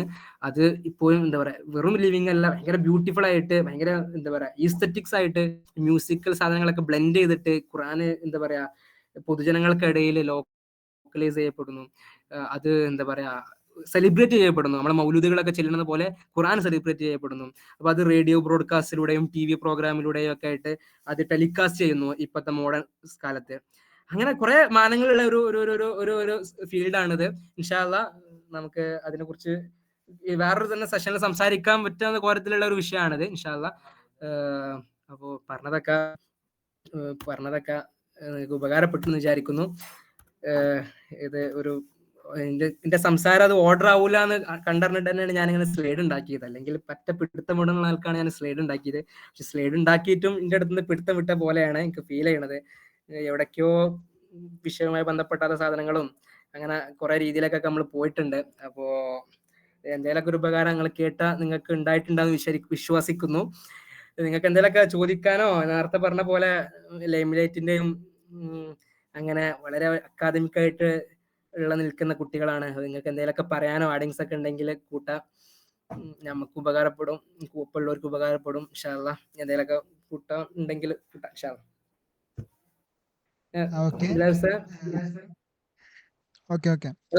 പിന്നെ ഭയങ്കര ഇൻട്രസ്റ്റിംഗ് ആയിരുന്നു. ഇപ്പോ കുട്ടികളെ ശ്രദ്ധിച്ചാ അറിയാം, നല്ല വിഷയമായിരുന്നു. പോരാത്തതിന് ആ പുസ്തകത്തെ റിവ്യൂ ചെയ്യാന്നതിലപ്പുറത്തേക്ക് ആ ഒരു എത്നോഗ്രഫിയുടെ ഒരു സംഗതി കൂടി നിങ്ങളെ എക്സ്പീരിയൻസ് ചെയ്ത കുറച്ച് കാര്യങ്ങളും കൂടി, പിന്നെ വീഡിയോ, അങ്ങനെ കുറെ കാര്യങ്ങൾ കണ്ടപ്പോൾ സ്റ്റുഡൻസ് ആകെ എൻഗേജ് ചെയ്തിട്ടുണ്ട് എന്ന് വിശ്വസിക്കുന്നു. ഞാന് നമ്മൾ മുമ്പത്തെ സെഷനിലെ കുട്ടികളെ രാത്രി പിടിച്ചിരുത്തിയാലേ കുട്ടികളൊക്കെ ഉറക്കം വരും എന്നൊക്കെ തോന്നി. അതുകൊണ്ട് ഞാൻ പറഞ്ഞിട്ട് രാത്രി വേണ്ട, പകലെപ്പോഴെല്ലാം നടത്തിയാൽ മതിയെന്ന്. അപ്പോ കുട്ടികള് മാഷാ അല്ലാ ഏതായാലും നല്ല ആക്റ്റീവാണെന്ന് വിചാരിക്കുന്നു. ആക്റ്റീവാണെന്ന് തോന്നാനൊക്കെ ചോദിച്ചാല് ഇതുമായി ബന്ധപ്പെട്ട് നിങ്ങളുടെ റിസർച്ചിലോ നിങ്ങളുടെ പഠനത്തിലൊക്കെ എന്തെങ്കിലും നിങ്ങൾ കണ്ടെത്തിയ സാധനങ്ങളൊക്കെ ഉണ്ടെങ്കിൽ ആഡ് ചെയ്താല് എനിക്ക് ഉപകാരപ്പെടും. നമ്മളിപ്പോ the living tradition Sufism beyond mysterious എന്നുള്ള ഒരു തീമിൽ നിന്നുകൊണ്ട് നമ്മളിപ്പോ ഡിസ്കഷൻ കാര്യങ്ങളൊക്കെ സീരിയസ് ആയിട്ട് നടത്തുന്നുണ്ട്. ഇപ്പൊ നിങ്ങള് ശ്രദ്ധിച്ചിട്ടുണ്ടാവും. നിങ്ങൾ മാഷാ തന്നെയാണ് മാഷാ. നമുക്ക് ഷെയർ ചെയ്ത് തന്നിരുന്ന കണ്ടിരുന്നു. ഇസ്ലാം ത്രൂ ഒബ്ജക്ട്സ് എന്ന പുസ്തകം. അറിയാലോ. അപ്പൊ ആ അതെ. പുസ്തകത്തെ അതെ. നമ്മളിങ്ങനെ ആ ഓരോന്നിങ്ങനെ അയ് സൂഫി ബേസിലുള്ള കുറെ കാര്യങ്ങള് നമ്മളിങ്ങനെ ഡിസ്കസ് ചെയ്തുകൊണ്ടിരിക്കുന്നുണ്ട്. മിദ്ലാജ് ഉസ്താദെ, അതിലൊരു ചാപ്റ്റർ ഈ വുഡൻ ടാബ്ലറ്റ്സുകളെ കുറിച്ച്, ലൗഹിനെ കുറിച്ച്, അതിന്റെ ലാസ്റ്റ് ചാപ്റ്റർ ഒക്കെ ഇതിനെ കുറിച്ചുണ്ട് എനിക്ക് തോന്നുന്നു. ഈ ഇസ്ലാമിക് ഒബ്ജക്റ്റിലെ, ഇസ്ലാം ഓ ആൻഡ് ഒബ്ജക്റ്റിലെ ഈ ലാസ്റ്റ് ചാപ്റ്റർ മൊറോക്കൻ വുഡൻ സാധനത്തിനെ കുറിച്ചൊക്കെ അതിലുണ്ട്. അത് ആ വായിച്ചവർക്ക് അത് ഓക്കെ. ഉപകാരപ്പെട്ടിട്ടുണ്ടാവും. തീർച്ചയായിട്ടും. അപ്പൊ ഏതായാലും ഇന്ററാക്ഷന് വേണമെന്നാണ് തോന്നുന്നത്. കാരണം നമ്മുടെ സയ്യിദ് ഉസ്താദ് ഇവിടെ ഒരു വട്ടം വന്ന് ലൈംലൈറ്റിന് ഇന്റർവ്യൂ കൊടുത്താണ്. അൾജീരിയ നൈജീരിയ. അപ്പൊ ഉസ്താദ് കുറെ കാര്യങ്ങൾ ഇവിടെ അത്തരം വിഷയങ്ങളിൽ ഇട്ടിട്ടുണ്ട്. അപ്പൊ ഇർഷാദ് ഉസ്താദ് പറഞ്ഞ കാര്യങ്ങളോട് ഒരു കോൺട്രാഡിക്ഷൻ ഉണ്ടോ എന്നൊരു സംശയം. അപ്പൊ ചെറിയൊരു ചോദ്യം ഏഹ്, ഇൻഷാ അല്ലാ ഉണ്ടാവും. നമ്മള് സിയാഫിന് കൈമാറും.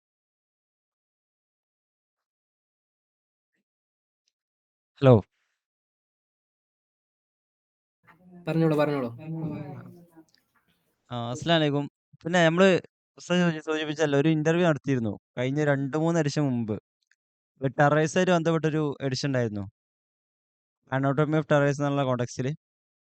അതില് ചർച്ച ചെയ്തിരുന്നത് എന്താ വെച്ചാല്, ഒരു ആഫ്രിക്കൻ ജിയോഗ്രഫിയില് പൊതുവെ നമ്മൾ പുറത്ത് നോക്കുകയാണെങ്കിൽ തന്നെ കാണപ്പെടുന്ന ഒരു ടെറർ മൂവാണ് ഫുൾ ആയിട്ടുള്ളത്. ഇപ്പൊ ഉദാഹരണത്തിന് അവിടുത്തെ പൊളിറ്റിക്കൽ അട്ടിമറികളാണെങ്കിൽ, അതല്ലെങ്കിൽ അവിടുത്തെ റിലീജിയസ് ആയിട്ട് തന്നെയുള്ള ക്രിസ്ത്യാനിറ്റിക്കിടയിൽ, മുസ്ലിംസിനിടയിൽ ഫുള്ളൊരു ടെറർ എന്നുള്ള ഒരു കോൺടെക്സ്റ്റ് ആഫ്രിക്കനെ പൊതുവെ ഒരു വെസ്റ്റ് പഠിക്കുന്ന അപ്പുറത്ത് നമ്മൾ തന്നെ നോക്കുകയാണെങ്കിൽ നമുക്ക് കാണാൻ പറ്റാറുണ്ട്. അപ്പൊ ആ ഒരു അടിസ്ഥാനത്തിലാണ് ഇന്റർവ്യൂ ചെയ്തത്.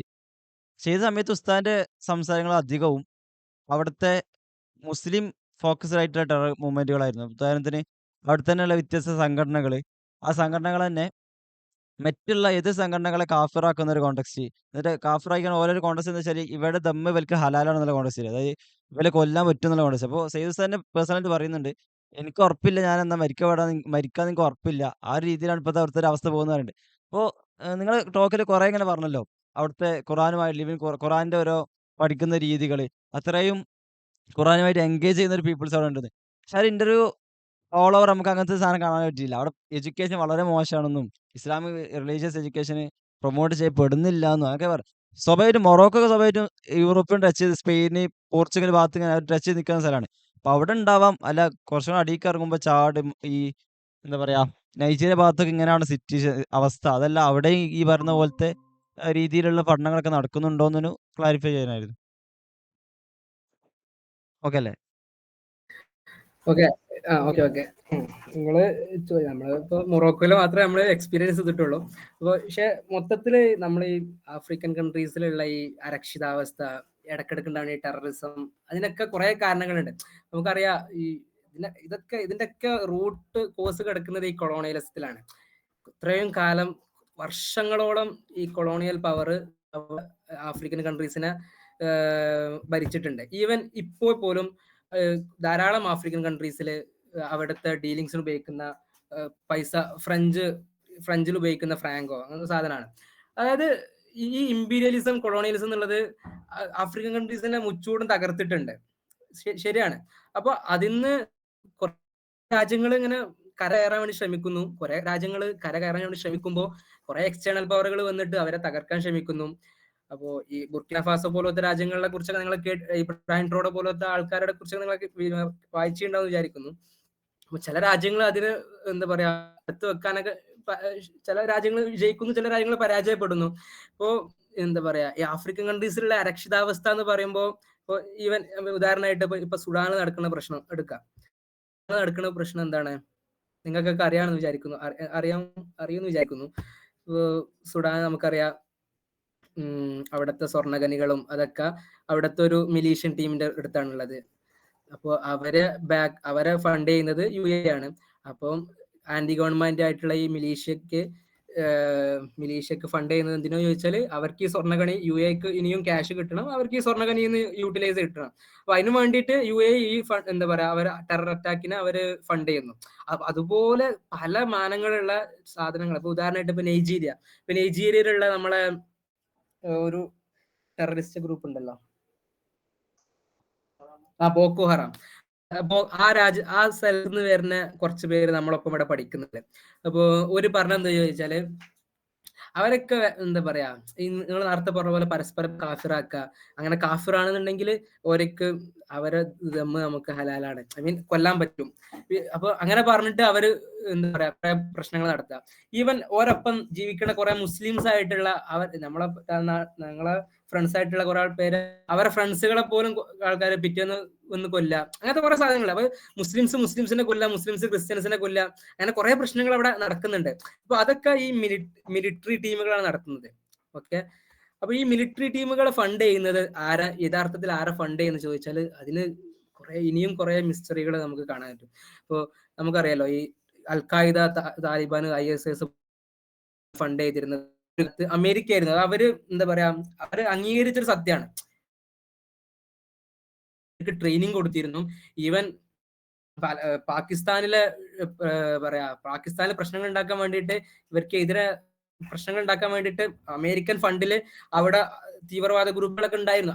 അമേരിക്ക അവർക്ക് ഫണ്ട് ചെയ്തിരുന്നു, അവർ പോലും അംഗീകരിക്കുന്ന സാധനമാണ്. അപ്പോൾ ഇപ്പോഴും അതിന്റെ കുറെ എന്താ പറയാ ബഹിസ്ഫുരണങ്ങൾ ഇപ്പോഴും നിലനിൽക്കുന്നുണ്ട്.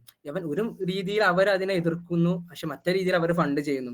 അപ്പോൾ ഈ ആഫ്രിക്കൻ കൺട്രീസിലുള്ള ഈ ടെററിസ്റ്റ് അറ്റാക്കുകളൊക്കെ ഫണ്ട് ചെയ്യുന്നത് ആരാണ്, ബാക്കിലുള്ളത് ആരാണെന്നുള്ളൊരു ചോദ്യം, അത് ഇനിയും ഉത്തരം നൽകപ്പെടേണ്ട ഒരു സാധനമാണ്. എനിക്ക് അതിനെ കുറിച്ച് കൂടുതൽ അറിയില്ല. പക്ഷെ മൊറോക്കോയിൽ നമ്മളിപ്പോ ഇവിടെ ജീവിച്ച മൊറോക്കോനെ കുറിച്ച് പറയുമ്പോൾ എന്താ പറയാ, ഞാൻ നേരത്തെ പറഞ്ഞ പോലെ ബ്യൂട്ടിഫുൾ ആയിട്ട് ഇസ്ലാം ഇപ്പോഴും എന്താ പറയാ ലിവിങ് ആയിട്ടുള്ള, ഇപ്പോഴും അഹ്ലുബൈത്താണ് രാജാക്കന്മാർ എന്നുള്ളതിനെ ആലോചിച്ചിട്ട് അവരെ എതിർക്കാത്ത ഒരു എന്താ പറയാ ഒരു പീസ്ഫുൾ കൺട്രിയാണ്. ബാക്കി സ്ഥലത്തൊക്കെ എന്താ പറയാ കുറെ പ്രശ്നങ്ങളുണ്ട്. അത് അതിനെ കുറിച്ച് കൂടുതലൊന്നും എനിക്ക് അറിയില്ല.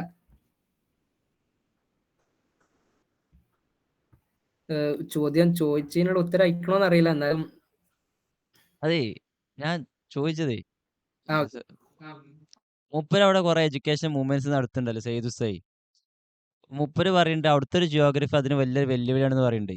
ഇങ്ങനത്തെ അറ്റാക്കുകൾ ഉണ്ടായതുകൊണ്ട് തന്നെ അവിടെ തന്നെ മുസ്ലിങ്ങൾക്കിടയിൽ പരസ്പരം കുഫ്രിയത്ത് ചെയ്യുന്നു, പരസ്പരം കൊല്ലുന്നു. അപ്പോൾ അവിടെ എഡ്യൂക്കേഷൻ ഫോക്കസ്ഡ് അല്ല, അപ്പോൾ ഭയങ്കര സ്ട്രഗ്ലിംഗ് ആണെന്ന് പറയുന്നുണ്ട്. അപ്പോൾ നിങ്ങൾ പറഞ്ഞൊരു ഒരു ഫ്ലൗറിഷ് ആയിട്ടുള്ള ഒരു കൾച്ചർ ഉണ്ടല്ലോ, ഖുറാനെ ഫോക്കസ് ചെയ്തിട്ടുള്ളത്, ആ സാധനം ഈ പറയുന്ന ഒരു സൗത്ത് അല്ലെങ്കിൽ ഒരു സെൻട്രൽ ആഫ്രിക്ക ഭാഗത്ത് എത്തുമ്പോൾ സാധ്യമാണെന്നുള്ള നേരത്തെ കാണിച്ചു തന്ന ഒരുപാട് ഫോട്ടോസിൽ മോരത്തിനെ പോലെ സ്ഥലങ്ങളിലൊക്കെ ഉള്ള ഫോട്ടോസ് കാണിച്ചു തന്നെ. പക്ഷെ അതൊക്കെ ഇപ്പോഴും അവിടെ നടക്കുന്നുണ്ടോന്നല്ല, പഴയ കാലത്തെ ഫോട്ടോസ് കാണിച്ചത് ഇപ്പോഴും നടക്കുന്നുണ്ടോ എന്നുള്ളൊരു ഡൗട്ട് ചോദിച്ചാണ്. ഇപ്പോഴും നടക്കുന്നുണ്ട്. ഈ റുഡോൾഫ് മൂപ്പര് ഈ പുസ്തകം എഴുതുന്നത് ഈ 2010 ശേഷം അവിടെ പോയിട്ട് എത്നോഗ്രഫി സ്റ്റഡി നടത്തിയിട്ടുള്ള ഒരു സാധനമാണ്. അതായത് ഖുറാനിക് മദ്രസകളൊക്കെ അവിടെ ഫ്ലറിഷ്ഡ് ആയിരിക്കും, പക്ഷെ ഖുറാനിക് മദ്രസകൾ ഉണ്ടായതുകൊണ്ട് മാത്രം ആ നാട് നന്നാവണമെന്നില്ലല്ലോ. പറഞ്ഞു വന്നത് വിചാരിക്കുന്നു, അതൊരു ഫാക്ടർ ആയിരിക്കും. ഓക്കെ, അപ്പോ എന്താ പറയാ ഖുറാനിക് മദ്രസകൾ അവിടെ ആക്റ്റീവ് ആണ്. പിന്നെ ഇപ്പോഴത്തെ കുറെ മോഡേൺ സാധനങ്ങൾ, ഇപ്പൊ ഇങ്ങനത്തെ കുറെ റിപ്പോർട്ടുകൾ വന്നുകൊണ്ട് കുറെ സാധനങ്ങൾ അടച്ചു പോയിട്ടുണ്ട്. എന്താ പറയാ അലഗേഷൻസ് അവർക്കെതിരുണ്ട്, എന്നാലും അത് കുറെയൊക്കെ ഇപ്പോഴും ആക്റ്റീവ് ആണ്. കുറെ സാധനങ്ങൾ അടച്ചു പൂട്ടിയിട്ടുണ്ട്. പക്ഷെ ഈ പുസ്തകത്തിലുള്ള കുറെ എത്നോഗ്രഫിക്കൽ സ്റ്റഡീസ് ഇപ്പോഴും നിലനിൽക്കുന്ന കുറെ ഖുറാനിക് സ്കൂളുകളെ കുറിച്ചാണ്. ഓക്കെ, ഞാൻ പറഞ്ഞല്ലോ സെനഗാംബിയ എന്നുള്ള ഒരു സ്ഥലത്തെ കുറിച്ചാണ് മൂപ്പര് സംസാരിക്കുന്നത്. സെനഗാംബിയ എവിടെയെന്നുള്ളത് ഞാൻ പറഞ്ഞിരുന്നു വിചാരിക്കുന്നു. നമ്മളെ എന്താ പറയാ വെസ്റ്റ് ആഫ്രിക്കയിലുള്ള സെനഗലും ഗാംബിയ, 2 രാജ്യങ്ങള്, ഇത് രണ്ടിന്റെ ഇടയിൽ വരുന്ന ഒരു റിവർ ആണെന്ന് തോന്നുന്നു. ആ റിവറിനെ എന്താ പറയാ റിവർ വാലിയിലുള്ള കുറച്ച് സ്ഥലത്താണ് മൂപ്പര് എത്നോഗ്രഫിക്കൽ സ്റ്റഡി നടത്തിയിട്ടുള്ളത്. അപ്പൊ ഇതേപോലത്തെ ട്രഡീഷന് ബാക്കിയുള്ള കുറെ ആഫ്രിക്കൻ കൺട്രീസിൽ ഇപ്പോൾ നിലനിൽക്കുന്നുണ്ട്. ഇപ്പൊ സുഡാൻ പോലത്തെ സ്ഥലത്തൊക്കെ നിലനിൽക്കുന്നുണ്ട്. പക്ഷെ അത് ഉണ്ടായതുകൊണ്ട് ഇങ്ങനെ പ്രശ്നങ്ങൾ ഉണ്ടാവില്ല എന്ന് നമുക്ക് പറയാൻ പറ്റില്ലല്ലോ.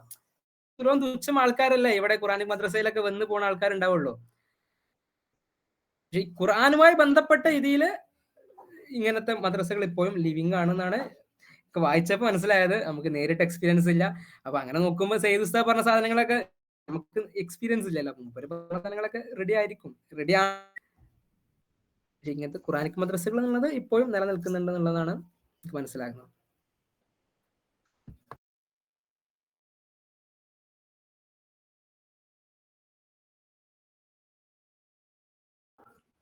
റീസെന്റ് ഞാനിപ്പോ എന്തെങ്കിലും ഹിബാബിദിൻ ഇബാബിദിന്റെ ഒരു ലേഖനം വായിക്കാൻ ഇതായി. അപ്പോൾ ഞാൻ ഇങ്ങനെ നബിന്റെ സാൻഡൽസിന്റെ ട്രേസിങ്സ് ആയിട്ട് വായിച്ചപ്പോഴാണ് ദലായിലുൽ ഖൈറാത്തിന്റെ ഒരു ലേഖനം വായിക്കാൻ. അപ്പോൾ അതിങ്ങനെ വായിച്ചപ്പോൾ അവിടെ ഈ ദലായിലുൽ ഖൈറാത്ത് ഒരു മൊറോക്കൻ ബേസിൽ വരുന്ന ഇമാം ജസൂലി ഇമാം മൊറോക്കോ എന്നുള്ളൊരു വ്യക്തിത്വമാണല്ലോ. അപ്പോൾ ഈ നോർത്ത് ആഫ്രിക്കയിൽ നിന്ന് വരുന്ന ഏക ഇല്ലുസ്ട്രേറ്റഡ് ആയിട്ടുള്ള ഒരു പുസ്തകമാണ് ജസൂലി ഇമാം രചിച്ചത്. ജസൂലി ഇമാം ഒരു ചിത്രം വരക്കുന്നില്ലെങ്കിൽ പിന്നെ കാലത്ത് മൊറോക്കയിൽ നിന്ന് തന്നെ ഇല്ലുസ്ട്രേറ്റഡ് ആയിട്ട് വരുന്ന ഒരു കിതാബാണ് ഈ ദലായിലുൽ ഖൈറാത്ത് എന്നുള്ളൊരു വാദം കേട്ടിട്ടുണ്ട്.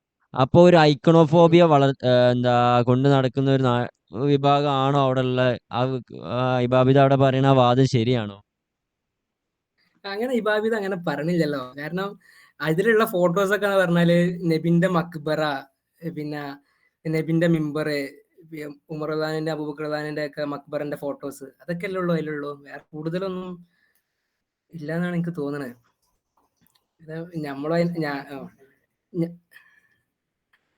അതായത് അവിടുന്ന് എന്താ ഈ നോർത്ത് ആഫ്രിക്കയിൽ പൊതുവെ ഇല്ലുസ്ട്രേറ്റഡ് ആയിട്ടുള്ള പുസ്തകങ്ങൾ വരാറില്ല.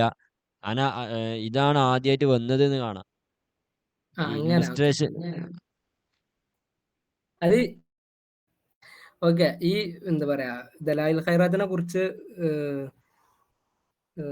പറയുകയാണെങ്കിൽ അതിനെ കുറിച്ച് ഇനി വേറെ സെഷൻ എടുക്കാൻ പറ്റിയാണ്. അതായത് ദലായിലുൽ ഖൈറാത്തിന്റെ ഇല്ലുസ്ട്രേഷനുകൾ അധികം എന്താ പറയാ നിങ്ങൾ പറഞ്ഞ ഈ ഫോട്ടോസ് ഒക്കെ വരുന്നത് മൊറോക്കോയിൽ നിന്ന് മാത്രമല്ല. ഇപ്പോൾ ദലായിലുൽ ഖൈറാത്ത് എഴുതപ്പെടുന്നത് 15-ാം നൂറ്റാണ്ടിലാണ്. അത് 16 വേണ്ടെത്തിയപ്പോത്തിന് നമ്മളെ പേർഷ്യൻ ആ ഭാഗത്തേക്കൊക്കെ എത്തിയിട്ടുണ്ട്. പിന്നെ ഈ കുറെ ത്വരീക്കത്തിന്റെ ആൾക്കാര് ഹിജാസിലൊക്കെ പോയിട്ട് ഹിജാസ് ഉസ്മാനി ഒട്ടോമൻ ഖലീഫത്ത് അവന് എന്താ പറയാ ഇൻസ്റ്റിറ്റ്യൂഷനലൈസ്ഡ് ചെയ്തു. അപ്പൊ അവര് ഖലീഫത്ത് വഴി അവരെ വഴി അത് അങ്ങനെ ഗവൺമെന്റ് വഴി അങ്ങനെ കുറെ സർക്കുലേറ്റ് ചെയ്തു, ത്വരീക്കത്തുകൾ വഴി അങ്ങനെ കുറെ സർക്കുലേറ്റ് ചെയ്തു. അപ്പൊ എനിക്ക് തോന്നുന്നത് എന്താ വെച്ചാല് ദലായിലുൽ ഖൈറാത്തിന്റെ കുറെ ഇങ്ങനത്തെ കുറെ എന്താ പറയാ ഈ ചിത്രങ്ങളുള്ള കുറെ സാധനങ്ങൾ വന്നത് അധികവും ഔട്ട് ഓഫ് മൊറോക്കോ ആണെന്നാണ് ഞാനൊരു ലേഖനം എഴുതാൻ വേണ്ടിട്ട് വായിച്ചപ്പോൾ എനിക്ക് മനസ്സിലായത്. ഈവൻ ഫസ്റ്റ് ഫാരിസി അതിന്റെ കമന്ററി, പിന്നെ ഫാരിസിയിലെ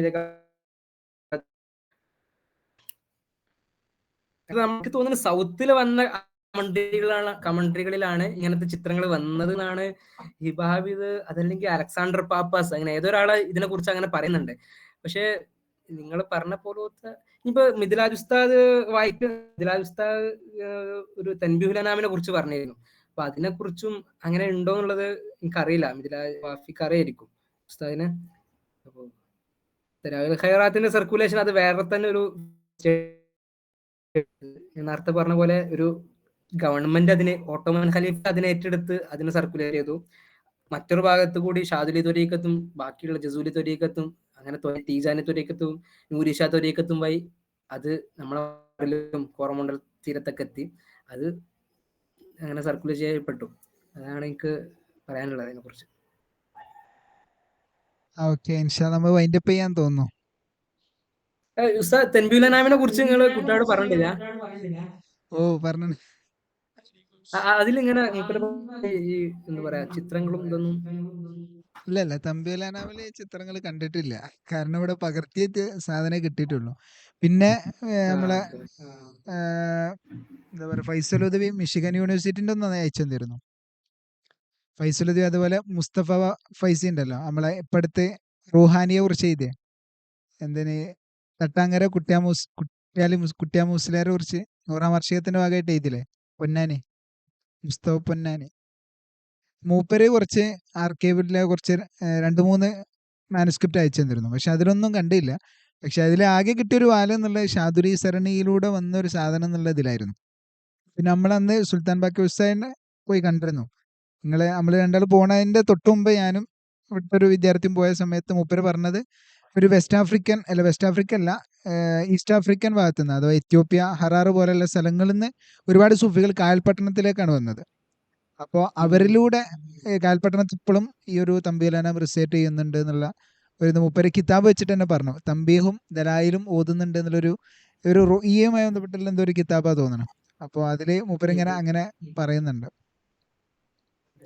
അപ്പൊ ഏതായാലും ഇൻഷാ അല്ലാഹ് നിങ്ങളുടെ പ്രൊജക്ട് റുഡോൾഫിനെ പോലെ തന്നെ ഭയങ്കരമായിട്ടുള്ള ഒരു സാധനമായിട്ട് വരുമെന്ന് പ്രതീക്ഷിക്കുന്നു. അല്ല ഞാനൊക്കെ ചെറിയൊരു ഇതുണ്ട്, അതായത് ഞാൻ അവതരിപ്പിച്ചത് ഓക്കെ ആയിരുന്നു, അതായത് ഇങ്ങനെ മിക്സഡ് ആയി പോയോ എന്നൊരു ഡൗട്ട്. അപ്പൊ അതിനെ കുറിച്ച് ഒരിക്കലും ഇല്ല. ഞാനിപ്പോ ഒരു വേണമെങ്കിൽ ഒരു കമന്റ് പറയിപ്പിക്കാം.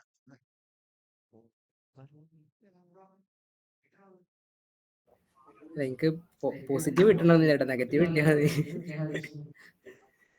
അൽഹംദുലില്ലാ വളരെ റാഹത്തായിരുന്നു. പ്രത്യേകിച്ച് ഇന്നെ സംബന്ധിച്ച് പറയുകയാണെങ്കിൽ ഈ ഏരിയയിൽ നല്ല ആഗ്രഹത്തോടു കൂടി വായിക്കുന്ന ഒരാളാണ് ഈ ഏരിയയിൽ. അൽഹംദുലില്ലാ വളരെയധികം റാഹത്താണ്. ഇനി നിങ്ങൾക്ക് അങ്ങനെ മിക്സ്ഡ് ആയി തോന്നിയിട്ടുണ്ടെങ്കിൽ അത് ഞങ്ങളെ സംബന്ധിച്ച് പോസിറ്റീവായിട്ടേ തോന്നിയിട്ടുള്ളൂ. പിന്നെ ഞാൻ പലപ്പോഴും ഇന്നെ ഈ ഒബ്ജക്റ്റുകളെ കുറിച്ചിട്ടാവട്ടെ ഇങ്ങനത്തെ കുറേ സാധനങ്ങളെ കുറിച്ച് പഠിക്കാൻ എന്നെ പ്രേരിപ്പിച്ചത് വമൻ യുഅദ്ദിം ശാഇറല്ലാഹി ഫഇന്നഹാ മിൻ തഖ്വൽ ഖുലൂബ്. അപ്പോൾ നിങ്ങളതിൽ ഞാൻ വളരെ ഹൈലൈറ്റ് ചെയ്യപ്പെട്ടതാണ് ഉസ്താദ്മാരെ ബഹുമാനിക്കുക. ആ ഒരു കൺസെപ്റ്റിനെ വളരെയധികം ഇഷ്ടപ്പെട്ടു. അത് ഇന്നലെ ഈ ഒരു ഞാൻ നടത്തിയ ഒരു പ്രസന്റേഷനും അതിന് മുമ്പ് ഇങ്ങനെ ഒരു ക്ലാസ് കിട്ടിയിരുന്നെങ്കിൽ എന്ന് ഞാൻ ആഗ്രഹിച്ചു പോയി. ഇന്നലെ ട്രേസിങ് വളരെയധികം നന്ദിയുണ്ട്. ജസാക്കല്ലാ.